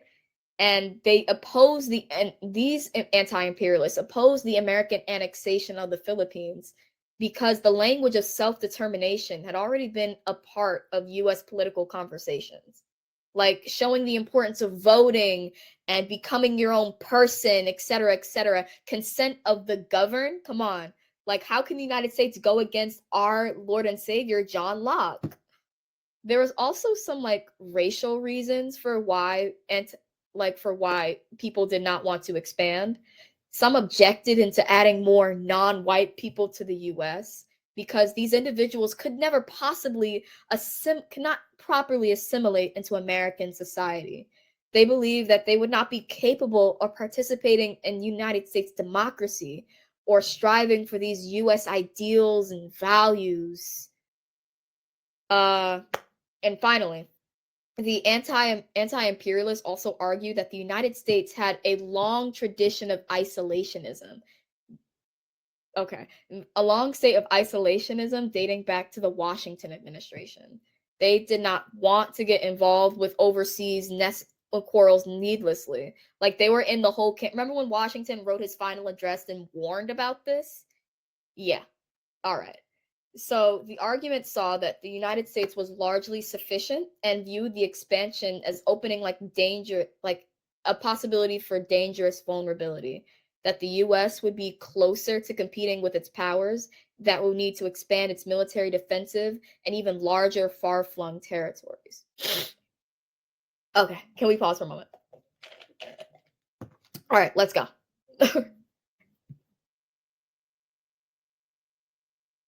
Right, next slide. So now we're getting into like the progressive era. So we all remember how like the Gilded Age was kind of corrupt. It was gilded in gold when actuality there was like a dark core in the center. The progressives were the people who tried to clean all that up, right? Many of the reformers were journalists. They were called muckrakers, which because they sought to expose the areas that needed reforming via magazines and newspapers. I'm just gonna go down this list, and then we'll get to like the meat of the issue. So we had a Tarbell, the Standard Oil and Rockefeller Trusts. We had Stephens, who battled Boss Tweed and political corruption. We had Upton Sinclair with food safety, who wrote the Jungle. Jacob Riis, is it Reese or Riss? I have no idea. But he opposed the tenements and exposed them in the book. Exposed them. It was photography. The other half lives, which were poorly made, crowded apartments. Like, let's say half of New York City. There was also Jane Addams who tackled immigration via the whole settlement house, and Margaret Sanger, who provided birth control for women, or really the lack thereof of birth control for women. I want to talk about how these effects of these muckrakers actually translated into political laws and such. Like the Jungle, which was originally an anti-capitalist book, but people were more concerned about how disgusting these factories were. So we made the Pure Food and Drug Act, and it led to the creation of the Food and Drug Administration, or the FDA. And I want to mention how Jane Addams' Whole House led middle and upper class, college-educated, often white women who made large portions of the progressive movement move into immigrant neighborhoods and open up social welfare organizations, which was the beginning of the social worker profession, and provided social services, child daycare, kindergarten classes, English classes, citizenship training, etc., etc. And they also wanted to help immigrants assimilate into American urban culture and deal with poverty. But of course, there are also racial divisions amongst the progressives. Like some progressives supported the Southern segregation of African Americans. I want to emphasize that not all of these progressives were good. They were not all anti-racist. Some of them still had racist ideas on how they implemented their policy. Some people fought against it, like Ida B. Wells and her anti-lynching muckraking. And even the progressive that offered to help immigrants often favored racist immigration restrictions or literacy tests. to make sure that racial minorities and immigrants could not vote, so that the government would be controlled by experts, which were Anglo-Saxon, native-born Americans. And also some progressives, some progressives disagreed in their approach to Africans. Think the disagreements between Booker T. Washington and W.E.B. Du Bois.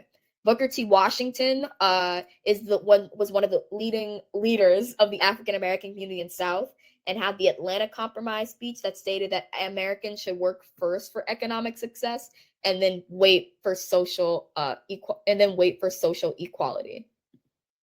Right? It was more like, you know how people say like, oh my God, Beyonce's so rich, she's bringing up Black people. He was kind of like that. And then W.E.B. Du Bois, he was a leader who insisted upon social equality for the African American community to rise up and show white people what African Americans were capable of accomplishing. He founded the NAACP, the National Association for the Advancement of Colored People, an organization still fighting for Black rights to this day. Okay, now we can go on to the next slide. All right, so now we're going to talk about some of the political changes we saw in the progressive era. So we saw like the beginning of these. Oh my God. Okay, so we have the amendments. We have the 16th, 17th, 18th, and 19th amendments. The 16th fought for income tax for the wealth inequality we suffered in the Gilded Age. The 17th, which allowed for the direct election of senators, which also fought the political corruption in that time. The 18th Amendment was the prohibition of alcohol, though it was later repealed with the 20th Amendment. And we also saw progressives in the government, like when we saw with Roosevelt's Square Deal. Roosevelt was elected following the assassination of William McKinley in 1901, and he insisted on a square deal for labor and business. It included 3 parts: consumer protection, business, labor, and regulation. This includes the trust busting. Remember the trust busting, and conservation efforts. So this was the creation of the EPA, not the EPA, the National Park Service and the National Forest Service and whatnot. There was also the Pure Food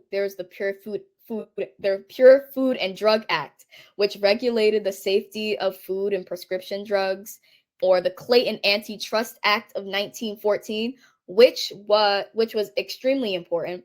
It strengthened the federal government's oversight for businesses and to reduce trusts and monopolies, which added more enforcement to this Sherman Antitrust Act of 1890.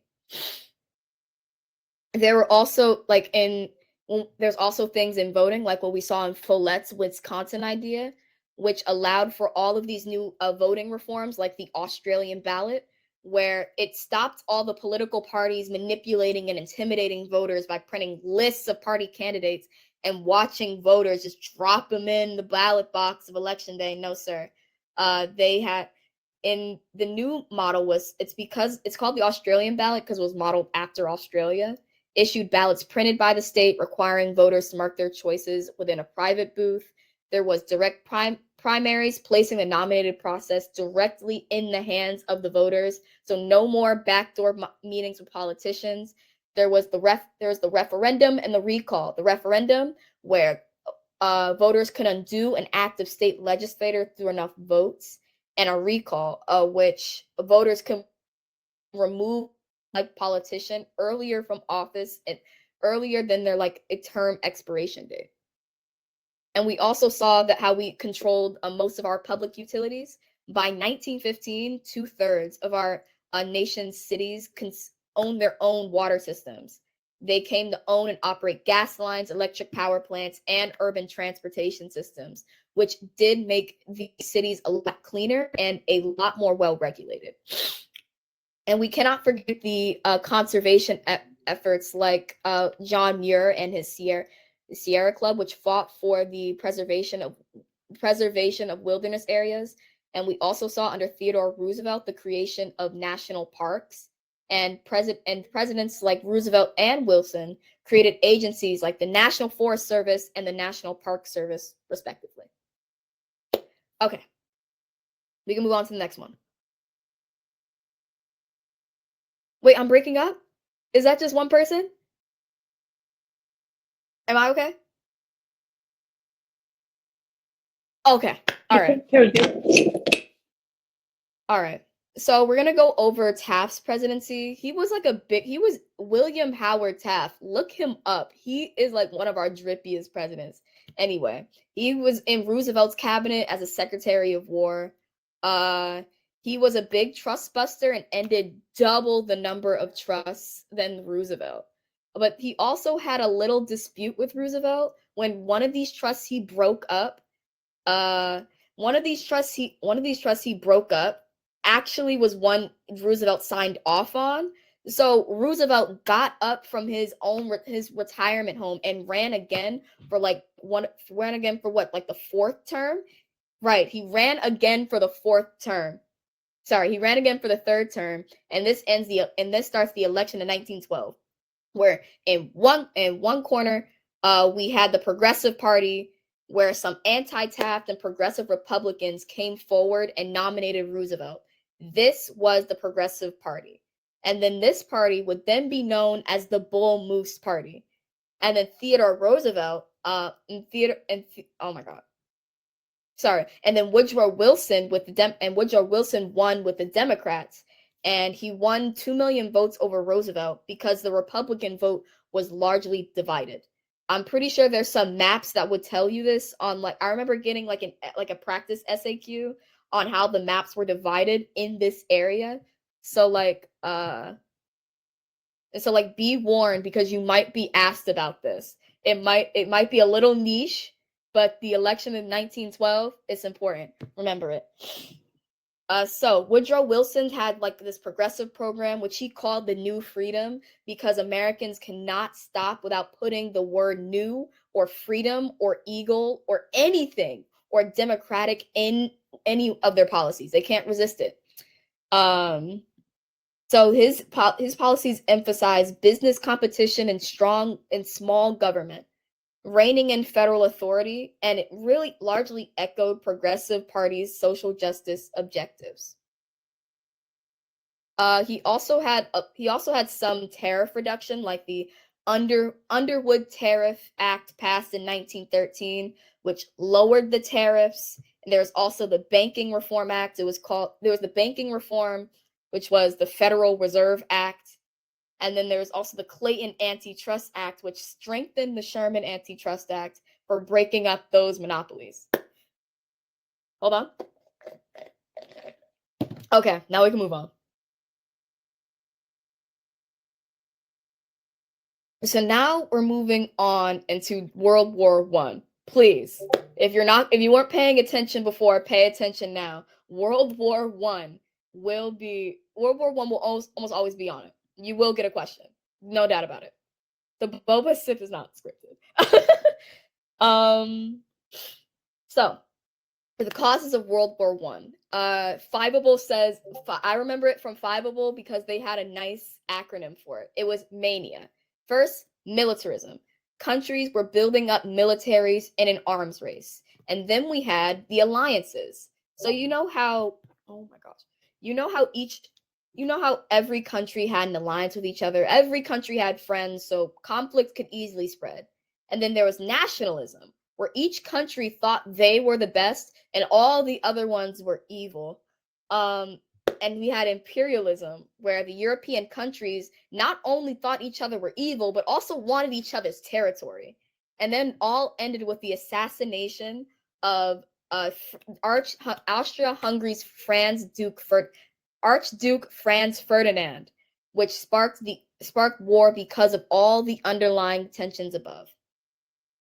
So you need to know the central powers were Germany, Austria-Hungary, and the Ottoman Empire. And then we have our allies, which is Serbia, France, Great Britain, Russia, and later the United States. So the United States was it was initially neutral, right? With a neutral with an asterisk. They were loaning a lot of money to allies, like almost $2.5 billion, then to the Central Powers, which are only like a measly 56 million. So this placed American interests primarily in the Allies and created like a political rift between the US and Germany in particular. So this, I want to stress that I did not mention this term. This was called loaning. This was specifically called loaning. Okay. And then we have the sinking of Louisiana, which is, it's not funny, but the way the things unfold, it's comical. It's almost comical. So, although the British were stopping US troops for trying to trade with Central Powers using their navy, they usually confiscated and bought the trade goods. The Germans, by contrast, could not compete with the British Navy and relied on U-boats and submarines, which meant they attacked Great Britain bound goods from underwater, and they did not confiscate or compensate. So they often destroyed all of the boats. And the most famous incident was the sinking of the Louisiana in 1915, which killed 123 Americans. And this was one of the inciting incidents for why America joined World War I in the first place. The U.S. didn't want to join the war at this point because the German apologized and told them, "I won't sink another ship." But now we know that was a lie. Spoiler alert for anyone who didn't know World War I, that was a lie. So then we have the Zimmermann telegram, which again is another instance of people cannot keeping their letters in a safe space. Like, please, like, can you write in the diary? Thank you. It was a resumption. It was the Zimmermann telegram and the resumption of unrestricted submarine warfare. The Zimmermann telegram was a message from Germany to Mexico, decoded and shared by the British, that urged Mexico to invade the U.S. and keep the U.S. occupied in exchange for German support for Mexico, and then they can take parts back from the Mexican cession, which you remember in 1848, which Mexico was still a little bit sour about, which you'd have to understand why. This outraged so when the U.S. found this out, they were outraged. They wanted blood. But the Germans were gambling that they could starve out Great Britain into peace talks before the United States had time to mobilize and react. They were almost correct. So when Woodrow Wilson initially won re-election, he won with the slogan of, he kept us out of war, and he led with humanitarian and democratic values. He said that we needed help. We need to help Europe resist German tyranny and to make the world safe for democracy, which allowed each country to rule itself without outside interference. So he meant that without militarism taking over, they could have democracy, but failed to see the irony when it came to their own imperialism and colonialism. The Zimmermann telegram, I will clarify, was sent from Germany to Mexico, intercepted by the British, then sent to the United States. The United States were mad about it because how dare you speak bad about our country? We all know that telegrams sent to other countries about the United States, we did not like. So the United States enters the war in 1917. All right, now we can move on to the next slide with the United States entering World War I. Okay, this is World War I on the home front. We had preparedness. So the U.S. military was hopelessly and almost humiliatingly unprepared for a major war. So they pushed for greater defense expenditures, which they call preparedness, right? So Wilson urged Congress, he urged them to have an ambitious expansion of armed forces, and you'll see this in later the drafts and how much industry is actually flowing throughout World War I. Wilson convinced Congress to pass the National Defense Act in 1916, which increased the regular army to a force of like 175,000 and then approved the construction of 50 more warships. The amount, I'm only telling you these numbers so you can understand like the wealth, to understand like how large like they really wanted to get into this war. All right, maybe not really wanted to. That's kind of, they really wanted to like win this war. USA on top. All right. So now we're going to go in USA in combat. Like it doesn't, all right. I'm going to say that it's not, knowing the specifics about every battle and not a huge deal in APUSH, but it helps to know what warfare was like during World War I, because it was considered to be the first truly industrialized war. We saw it a little bit in APUSH and like the Civil War, how we first saw the beginnings of trench warfare, but we haven't seen nothing like this yet. So we had all kinds of inventions to kill humans on a massive scale. Trenches, fully automatic machine guns, airplanes, poison gas, tanks. I mean, come on. When you pair it with, and like when you think about like the outdated attacks were used by both sides, it's understandable how incredibly costly the deaths were for each side. The U.S. in the Selective Service Act, the Selective Service Act in 1917, which drafted 9.5 million men, and most of the American Expeditionary Force commanded this general. We call him, his name is General John K. Pershing, but people call him Blackjack. Literally, what a crazy nickname to have. He got to France and saw combat by early 1918.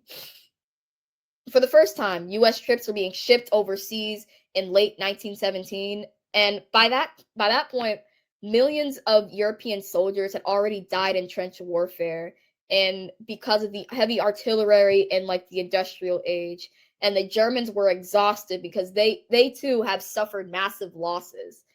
So, but the American soldiers that were sent tipped the scales in favor of the Allies.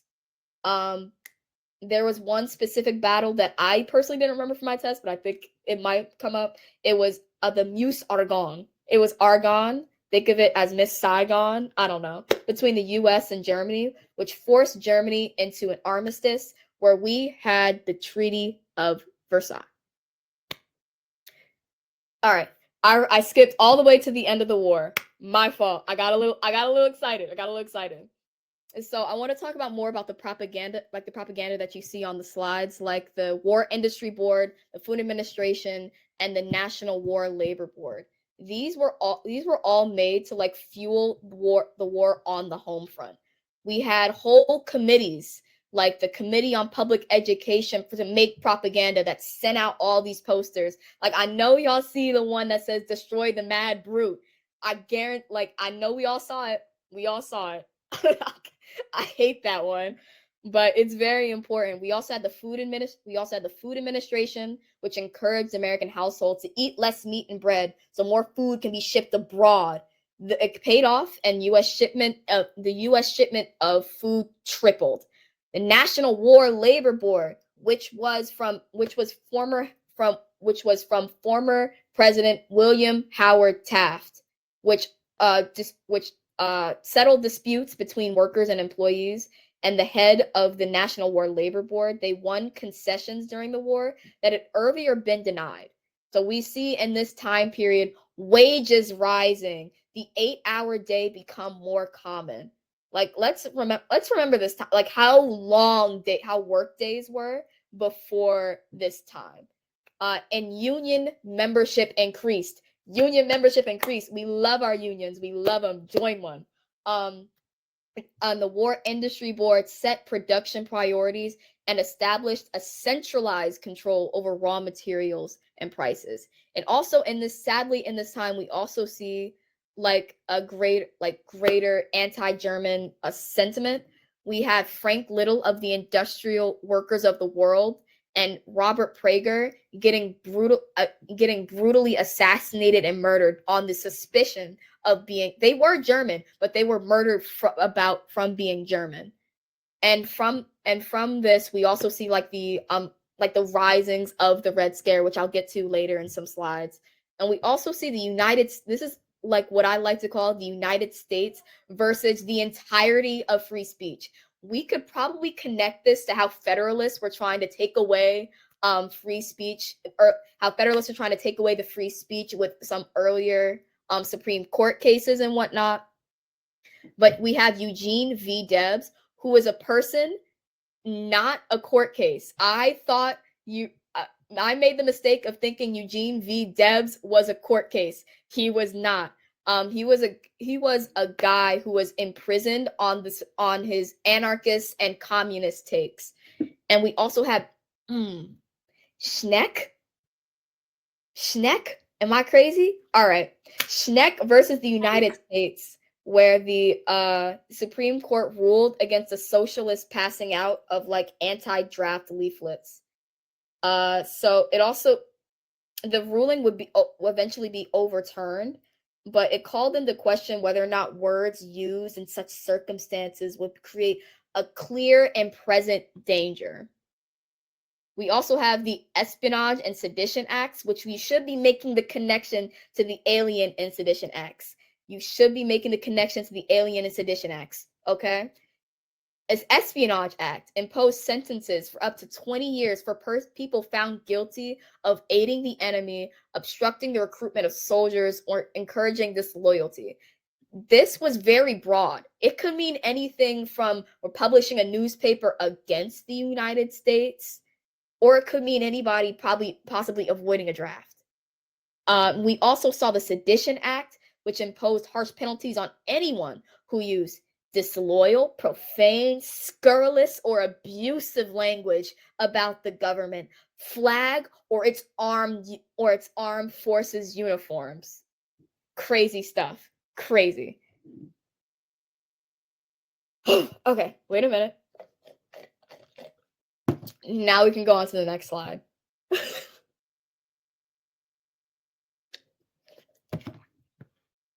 I believe I did get a little like ahead of myself and explain this. I explained like the Treaty of Versailles at the end of World War I, but I did not explain the reparations of it. Okay, Germany accepted sole blame for the war, right? Germany paid its reparations, gave up its army and its territories, and from this, the United States established the League of Nations. Wilson stated his 14 points, which we should all remember like so vividly. Like you don't understand. So we had Wilson's 14 points, which was the recognition of freedom on the seas, an end the practice of making secret treaties with one another, self-determination of all various nationalities, and the removal of trade barriers. It was a very optimistic plan, and it kind of set the groundwork for establishing the United Nations later down the line after World War II. But it failed, and it's because it did not pass the Senate, and the United States was kind of the glue that was holding it all together. And we saw the United States entering another period of isolationism. Hold on. I think I have to refresh. I'm like freezing so bad. I'm so sorry.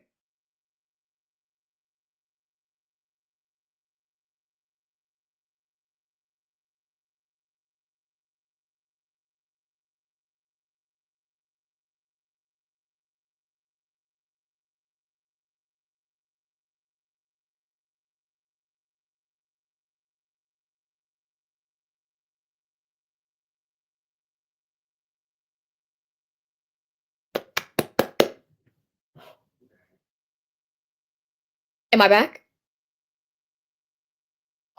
Yes. Heavens, I'm back. Okay. You don't have to know all 14. You don't have to know all 14 points. I put up like the gist of it before. I put all the gist of it on the slides. So we're good. We can move on to the other slide where we talk about the Roaring 20s.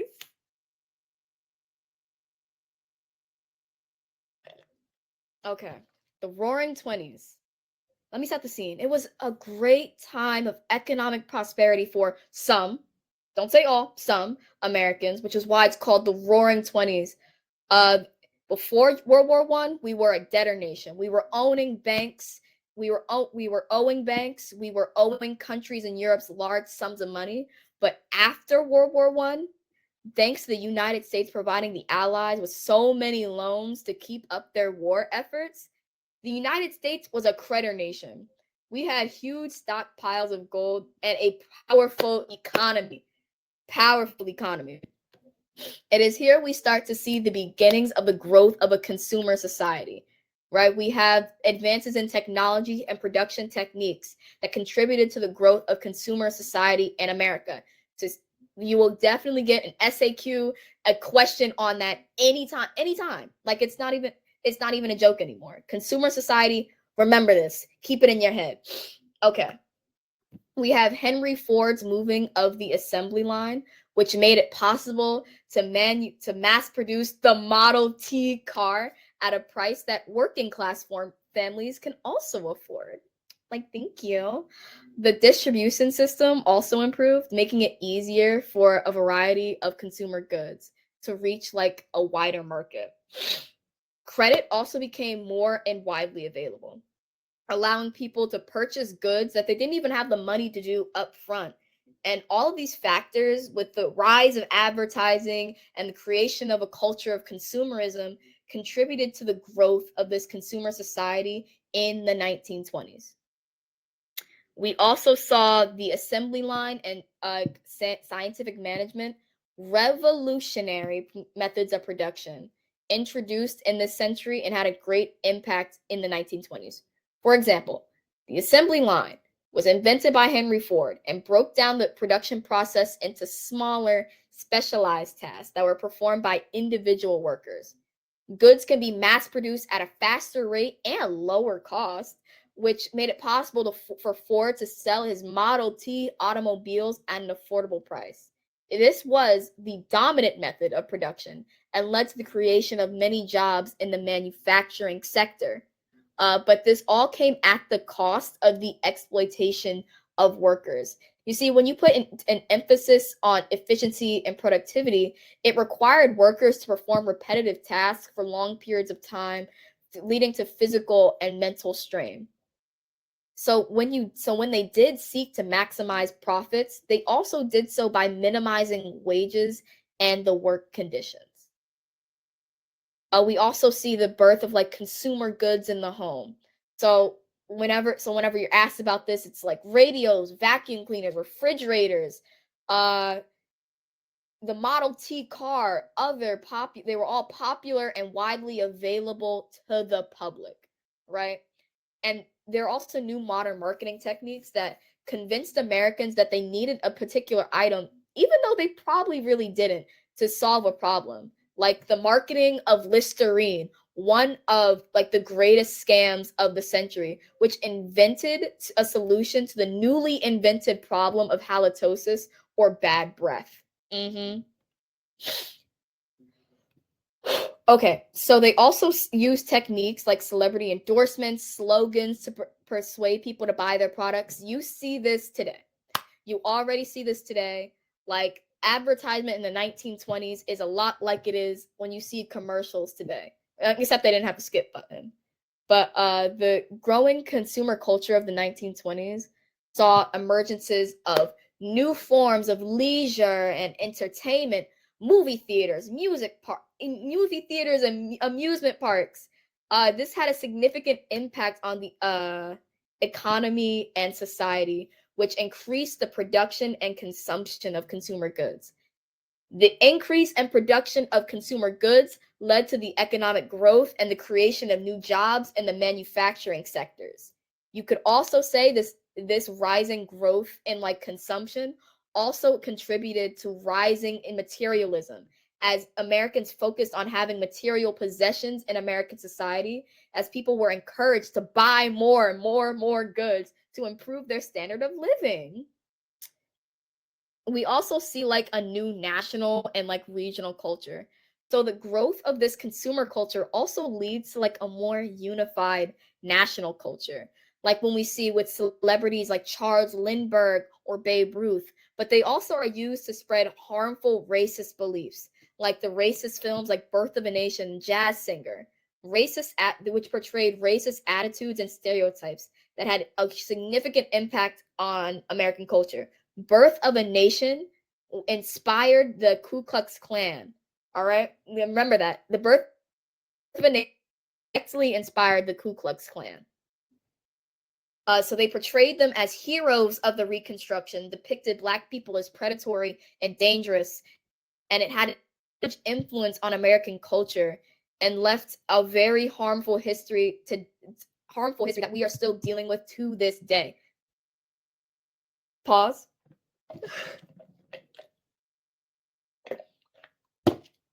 Okay, we can keep going.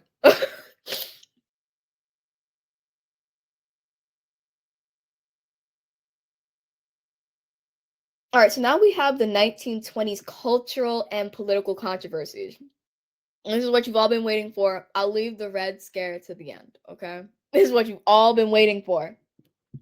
So in film, right? Like, because of we have a new wave of immigration and migration brought a diversity of new cultures and traditions to the United States. There was an influx of people from various ethnic and religious and regional backgrounds, that had a significant impact on the arts and literature at the time. Charlie Chaplin was an immigrant movie star. The involvement of Jewish Americans in early film production studios. We have African American pioneers, like we have Oscar Micheaux and Lon Chaney Sr., who made significant contributions to the development of cinema. We also have Latino pioneers like Carmen Miranda or Dolores Del Rio, or we also had like Asian American pioneers like Anna May Wong. Like, how can you forget Anna May Wong, you guys? I love her. And we also saw like new emergences of like new arts and literature that celebrated ethnic and religion and like regional identities. Like this movie, specifically The Kid, like depicts the diversity of American society. Now we're moving into the jazz and the Harlem Renaissance. And so jazz and the blues was a direct result of like of the Great Migration. So it spread from New Orleans and became popular throughout the country with performers like Louis Armstrong and Duke Ellington and the Okies, which you should remember from you should remember from like a few periods beforehand, which brought from drought-stricken farms in the West, brought country music to California.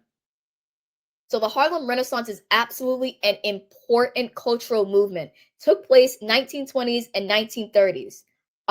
It was a moment in history for African American art, literature, and culture. So African Americans at the time were moving from the rural South to the urban North, and I'm seeing all these great migration. It's because of all this industry that was moving at the time. You remember in World War I, that is why African Americans had more job opportunities up in the North, which is why all of this had like a cultural boom in the 1920s.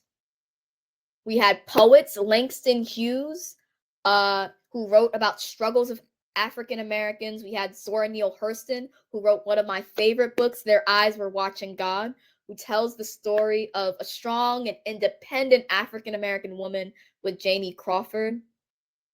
We also had we saw the emergence of jazz and blues, all music that had roots in African American culture. We had Josephine Baker, who was an African American dancer who rose to fame in Paris, and she was like one of the first African American women to become an international superstar. This Harlem Renaissance was crucial because it produced not only some of the most significant and enduring works of art, music, and literature, but it was also a call to resist racial oppression and continues to inspire artists and activists to this day. There are also large changes Harlem Renaissance countercultural. I have to think about that. I think the Harlem Renaissance was already deeply rooted in a culture of African Americans in the century. It was deeply rooted within the music and the lives of African Americans in the century. I would say it's countercultural to like the white hegemony. but to African Americans, it was nothing new. Okay. Changes for women, and so we have women's suffrage we have women's suffrage for the 19th Amendment. So women were asserting themselves new ways in the 1920s. We all know like the flapper girl, hems were reaching above the knees. Oh my God, you guys, how are our women going downhill? We also saw pushes for the Equal Rights Amendment to be added to the Constitution. And now we're seeing the Scopes monkey trial, which when I first took APUSH, I was more excited for this because it wasn't what I thought it was. I legit thought they put a monkey on the stand. Sorry, guys. So it was the Scopes monkey trial was like a part of this larger regional differences because we saw rifts between like the inclusive urban people and the traditionalist rural people. They often still had like lines between them from the North and South. Weird how sectionalism just continues on to this day, but I digress.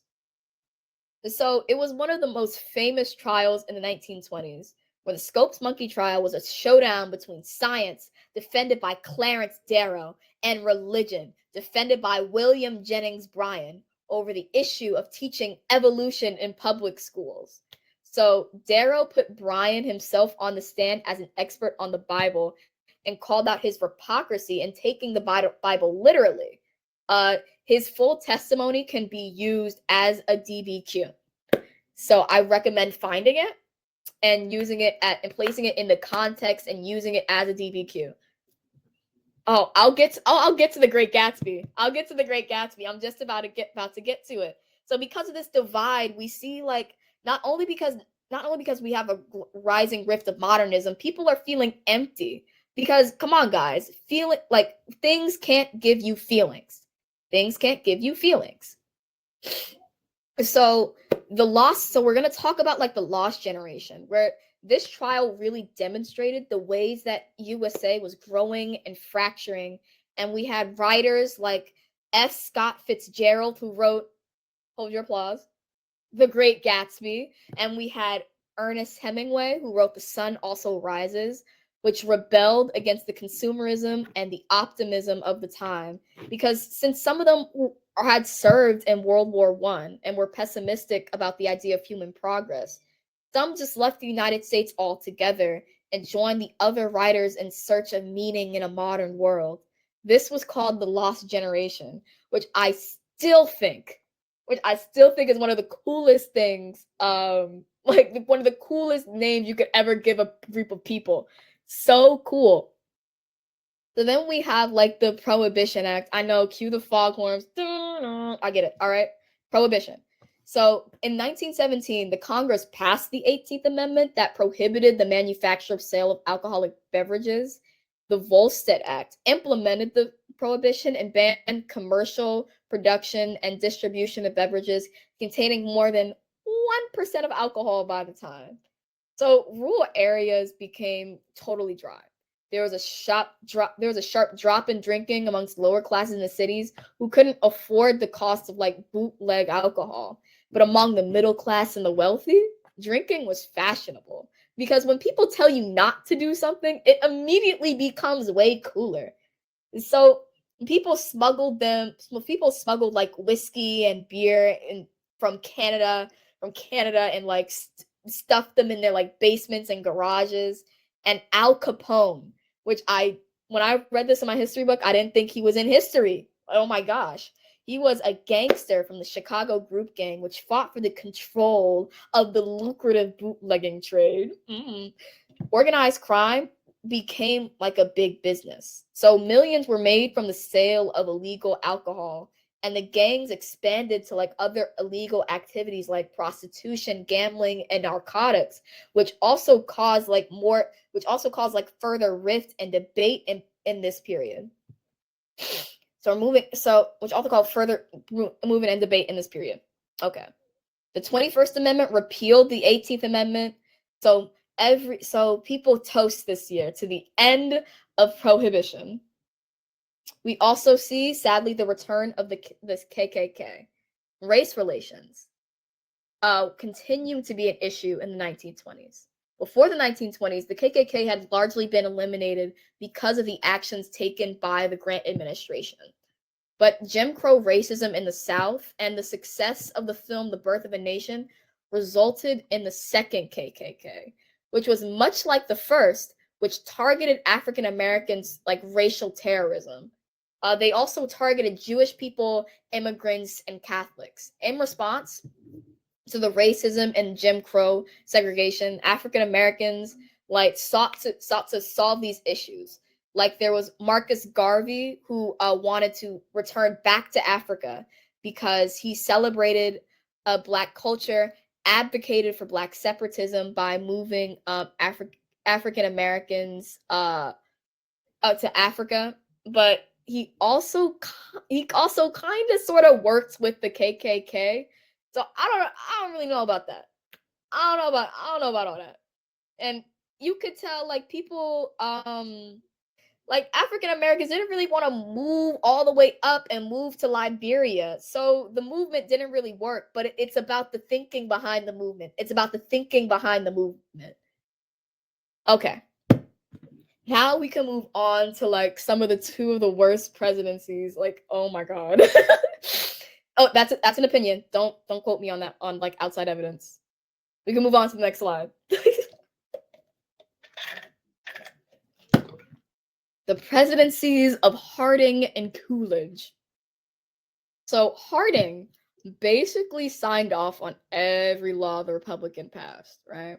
He wanted reduction in income tax, increase in tariff rates, and he also established the Bureau of the Budget because he loved his alliteration. Alliteration in this period skyrockets. With procedures, all government expenditures will be placed in a single budget for Congress to review and vote on. Harding ran on a return of a platform, the return to normalcy, which is like kind of the, I want to say like the thesis for this period. It is isolationism, which Americans wanted to return to a pre-war America, deregulation, civic engagement, and isolationism.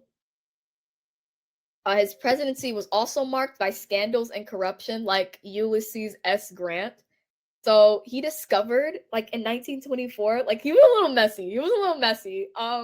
He discovered that his Secretary of the Interior had accepted bribes for granting oil leases near the Teapot Dome in Wyoming. Taking bribes, you guys? And his Attorney General took bribes for not agreeing to prosecute certain criminal subjects?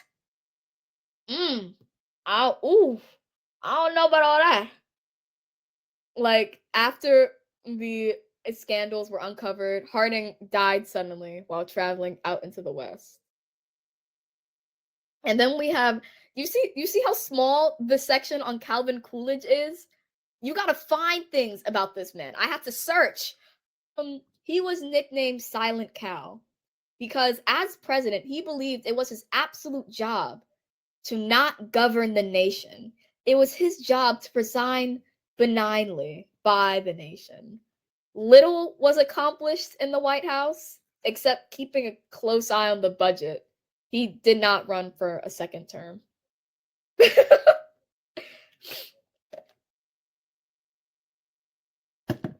Okay, next slide. Oh, I told you. First Red Scare. We got on the Red Scare. So you know how I mentioned that like nativism was on the rise during World War I? This is still a continuing trend. We have the first Red Scare, which occurred in June 1919, when anarchists sent bombs through the mail to various government leaders, including Attorney General Palmer's house. Palmer then began the Palmer raids with the help of the newly created FBI by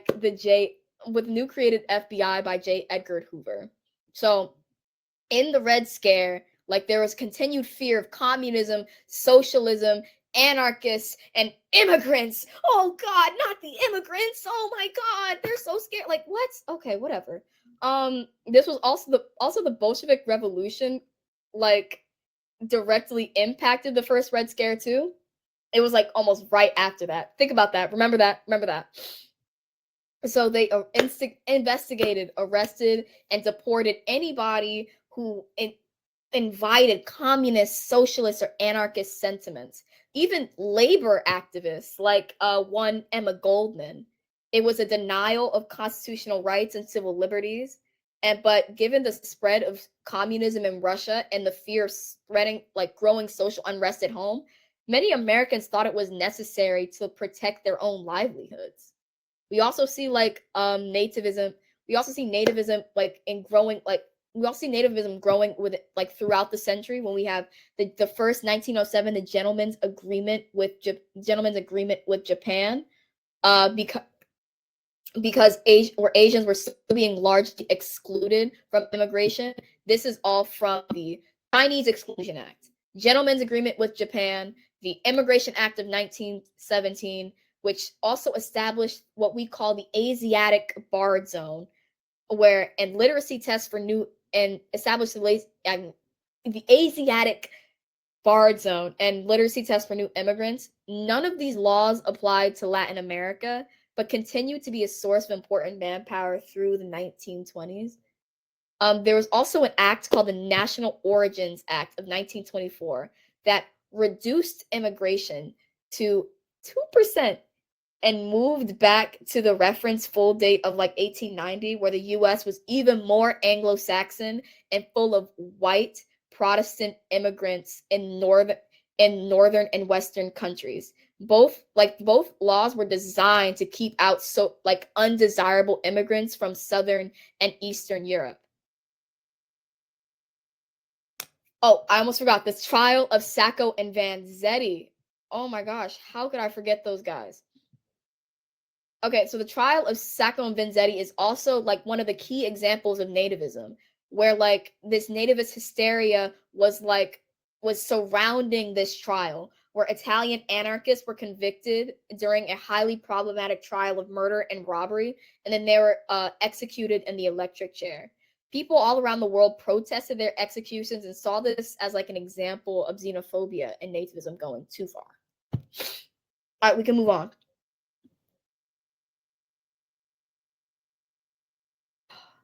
Now we got to get a little sad, guys. We got to turn it down. We're talking about the Great Depression. All right, so this was the worst. We don't need to know all those acts. You probably just need to know like the National Origins Act. I think that's the one that's most important. Anyway, I digress. It was the worst economic disaster to hit the United States in the history. It had high employment. It had like some of the worst causes of high employment, like almost peaking at 25%, and people were desperate. It was caused, use this acronym BOPS. We have bank failures. Banks ran out of money and everyone was freaking out and running to the bank to withdraw their money. Banks had lack of regulations and also had risky loans. So that was one of the causes. The second one, overproducing. Companies and farmers were overproducing way too many goods. Because when the World War I was over, they were still producing at World War I levels. So when people bought like a car or a new appliance, they weren't going to go be back to the market for that in a while. So like companies kept producing for it anyway. And then consumers became a purchasing reduction, the P, which in short means they weren't buying at the levels companies were producing. And in 1929, we saw the stock market crash, which was the straw that broke the camel's back. And Hoover's response didn't make it any better. Like, I'm so sorry.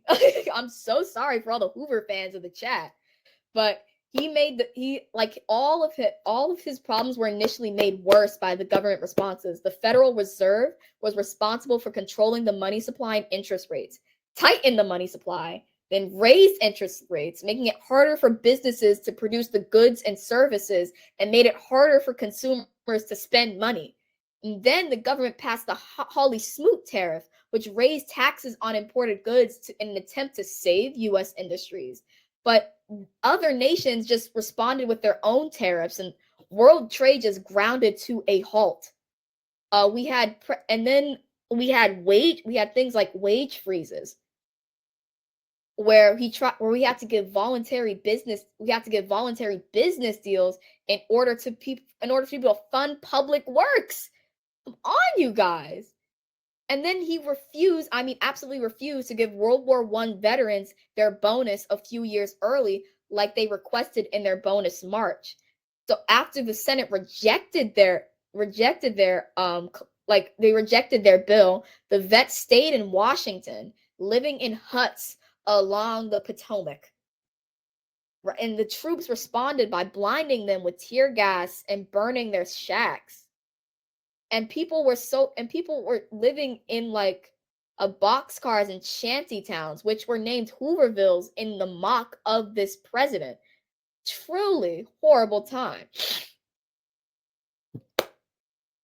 Until, and drumroll please, we're all waiting for him. It's the man. Next slide. FDR, the election of FDR.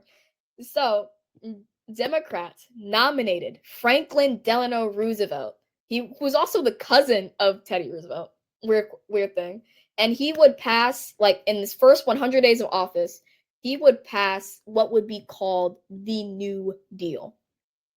This changed the role of federal government in new ways.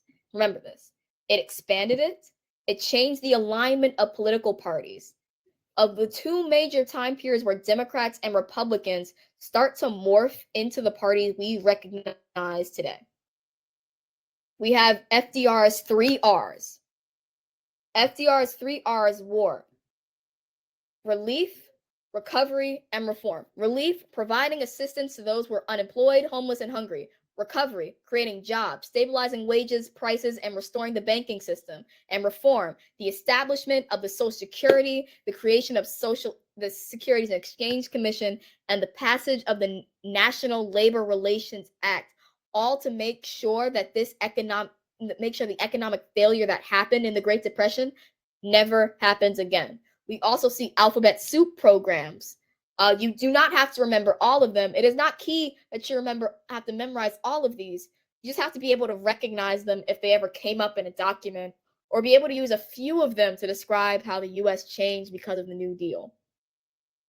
We have some of the key ones, though. We have the Social Security Act, which set up a public pension system for the elderly or people with disabilities who were unable to work.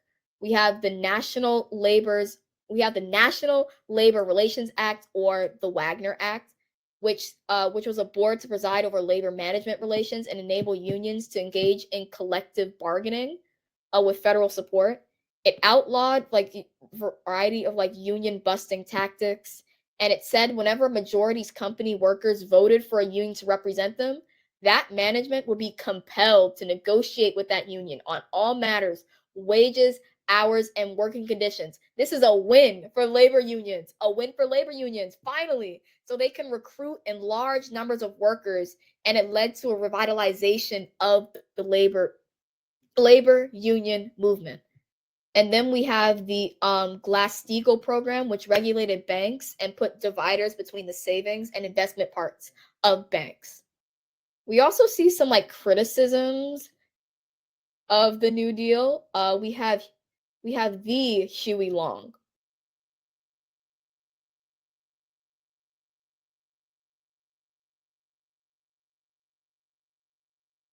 Oh God.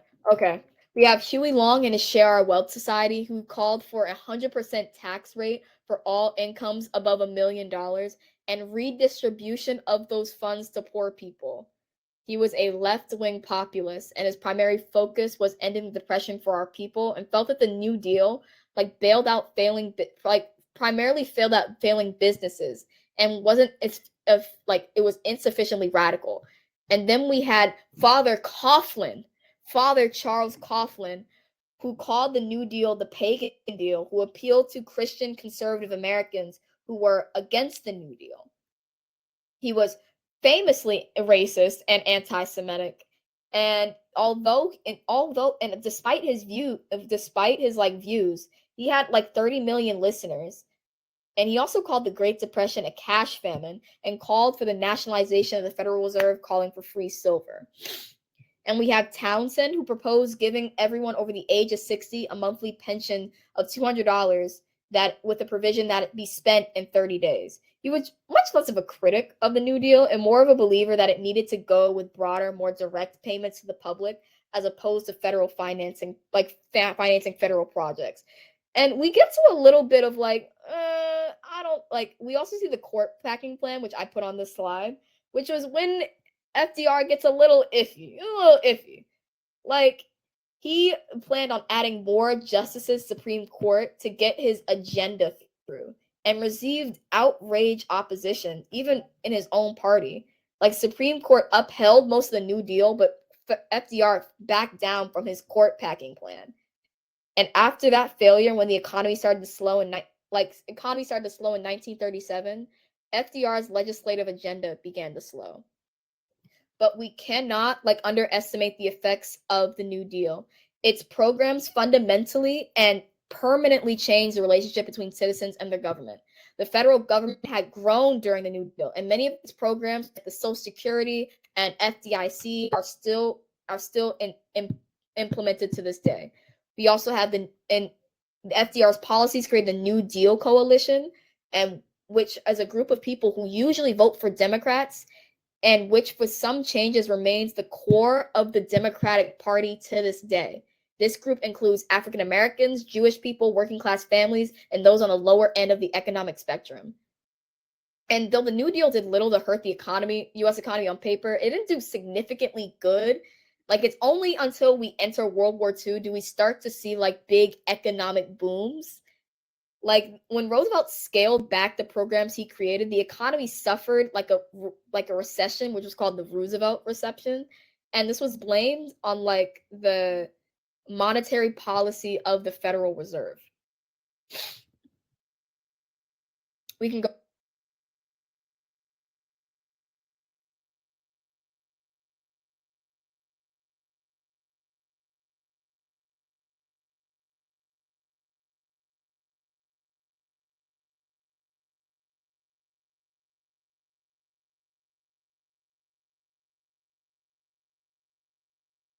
Okay, I'm back. Oh wow, guys, crowdcast. So I'm gonna start now. We're gonna start talking about World War II. So this is before World War II. We have U.S. isolationism and a little bit of optimism. So remember how Harding wanted this return to normalcy, which meant stepping back so much from engagement with Europe. It didn't mean that we didn't engage altogether. We still had colonies overseas and wanted to increase trade with the rest of the world, but we wanted to limit the possibility of future wars through meditation and treaties. For example, the Washington Conference tried to stop naval arms races by establishing a ratio of battleships with the U.S. and the U.K. on top, followed by Japan, France, and Italy. But our secret agenda was to stop the growing Japanese naval power in the Pacific. We also had the Kellogg-Briand Pact, which was a promise to countries to never fight in war, which was a horrible foreshadowing for what was coming next. So in this period, we see a rise of totalitarianism. We have Mussolini in Italy, Stalin in the USSR, we have Tojo in Japan, and we have Hitler in Germany. And in the lead up to war, Americans really as the Great Depression worsened and took a hold of other countries, Americans really did not want to engage, right? But Roosevelt promised a policy of the good neighbor towards the nations of the Western Hemisphere, and the U.S. pledged never again to intervene in the internal affairs of a Latin American country. We also see neutrality acts, which passed in the 1930s, which made it difficult for the U.S. to trade in other nations involved in the war to avoid similar economic entanglements to World War II. This was after World War II happened, and the United States wanted nothing to do with it. We wanted nothing to do with it in the beginning. But we also assisted the Allies. As conflict began to escalate, we had to take eventually more direct action. We had the Lend-Lease Act, which allowed the British and later the Chinese and the Soviet Union to borrow money and material for the United States to continue fighting against the Axis powers. And the Selective Service Act established the peacetime draft in U.S. history as the country began mobilizing for war. And there's also a pro-Nazi organization that promoted fascist ideology in the United States called the American Bund. And it was eventually disbanded, but it shows like the growth of ideologies were concern of Americans as the country continued to like political landscape and the threat of foreign aggression. And it was the Japanese attack on Pearl Harbor in 1941 that the U.S. decides to enter World War II. All right, let's keep going. So we have World War II and mobilization. Wilson, the president at the time delivered a speech demanding that proposed lending money to Britain for the purchase of U.S. war materials. He justified it as a policy of defending the four freedoms: freedom of speech, freedom of religion, freedom from want, and freedom from fear. He posed it as an ideological war, as the fighter for democracy against fascism. We also mobilized in this area. We sold war bonds. We saw the War Production Board, which controlled war production board, and the Office of Price Administration that controlled war industries and consumer prices, respectively. Wilson was the president. I'm so sorry.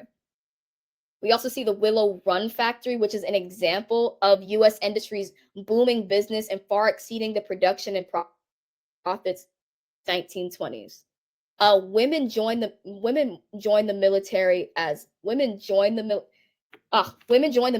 nurses and as non-combat are called WACs, Women's Air Corps, or WAVES, Women Accepted for Volunteer Emergency Service, and WASPs, Women Air Force Service Pilots. And we also saw propaganda like Rosie the Riveter that became a symbol of women taking jobs in defense industries. And we also see the war African Americans, where despite the segregation they faced, African Americans fought with distinction, including Tuskegee Airmen, who were a group of African American pilots who served in the U.S. Air Army Corps. We also saw campaigns like Victory at Home, Victory Abroad, where they thought if they fought in the war, they can then gain more freedoms in the United States.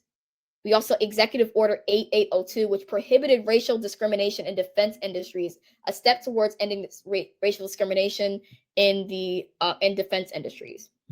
War in Mexican Americans, we see the Zoot Suit riots, which occurred when white servicemen roamed Mexican American neighborhoods and attacked Latinx people. And the violence and discrimination faced by these individuals during this time was a reflection of the racism that was prevalent at the time. And also to address labor shortages, we had the Bracero program, which recruited Mexican laborers to work in American agriculture to fill in the missing white workers who were serving in the military. For Native Americans, we have the Navajo Code Talkers who were recruited in the military to serve as communication experts, and they used their fluency in the Navajo language to transmit secret messages indecipherable to the enemy. And in a sad like portrait of American history, we have our treatment of Japanese Americans, where we put Japanese Americans in internment camps, and in a court ruling of Korematsu v. the United States that this Japanese citizen was not considered an American citizen. But despite this immigration, some were able to enlist in the military, like the 402nd Infantry Regiment, composed of largely Japanese Americans. And also, next slide.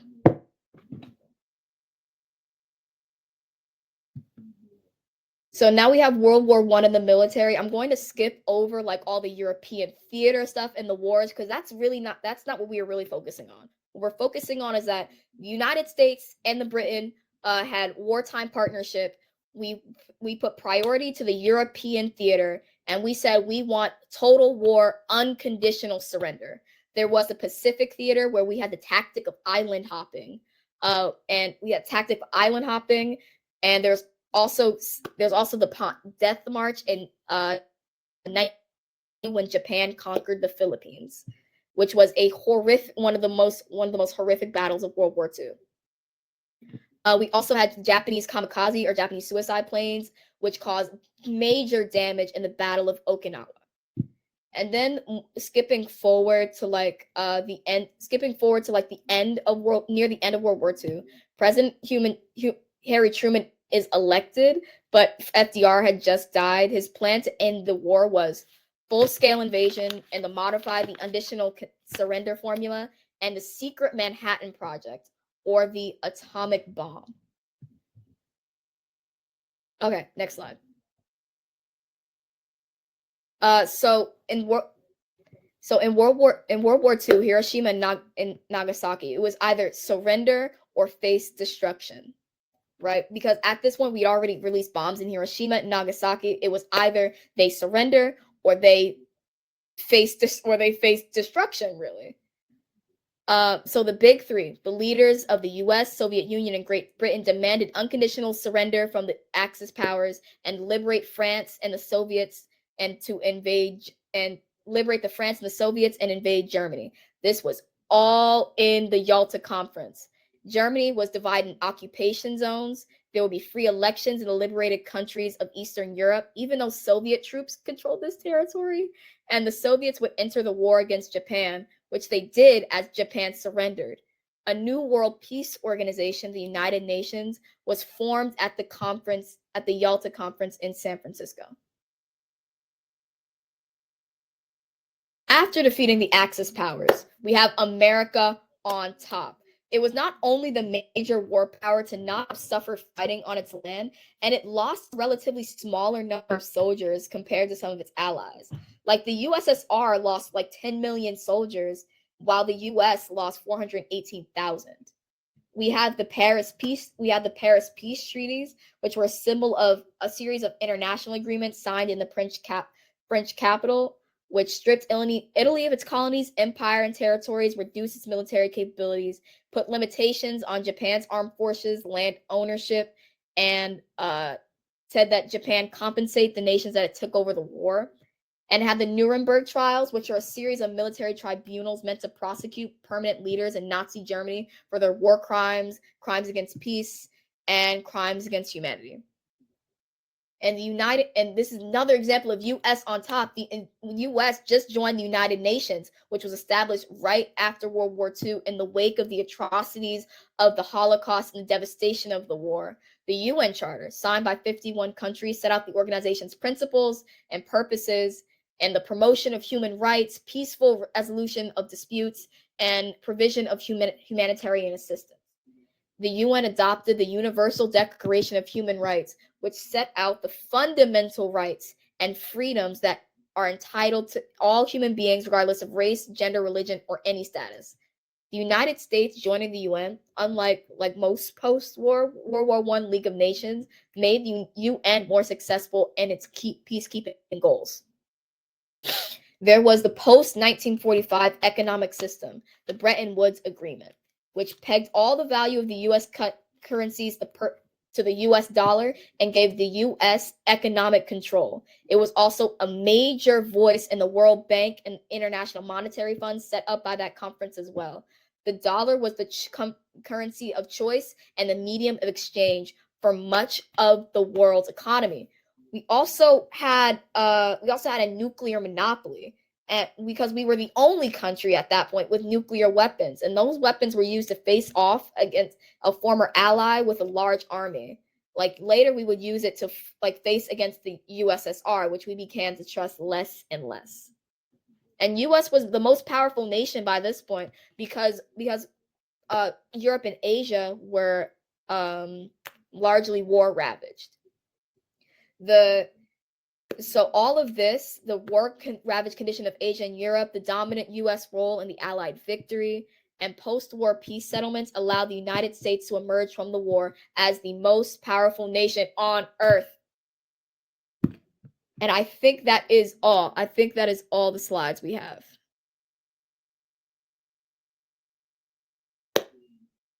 That was the entirety of Unit 7. Please fill out the APUSH night 3 survey. Just click the green button. It should be very bright on the bottom of the screen.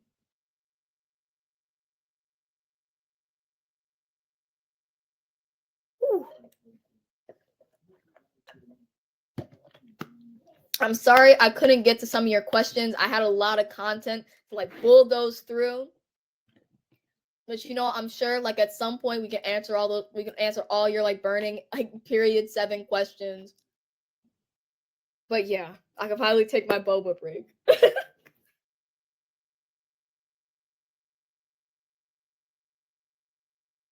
Oh, right. Please join us tomorrow where we go over periods 8 and 9. Go over periods 8 and 9, and then we have the finale, and then you all have to go take the test. I'm glad I saw so many new and familiar like names in chat. You're gonna do great on this exam. I promise you, I promise you, you're here, you're gonna do great. Bless you.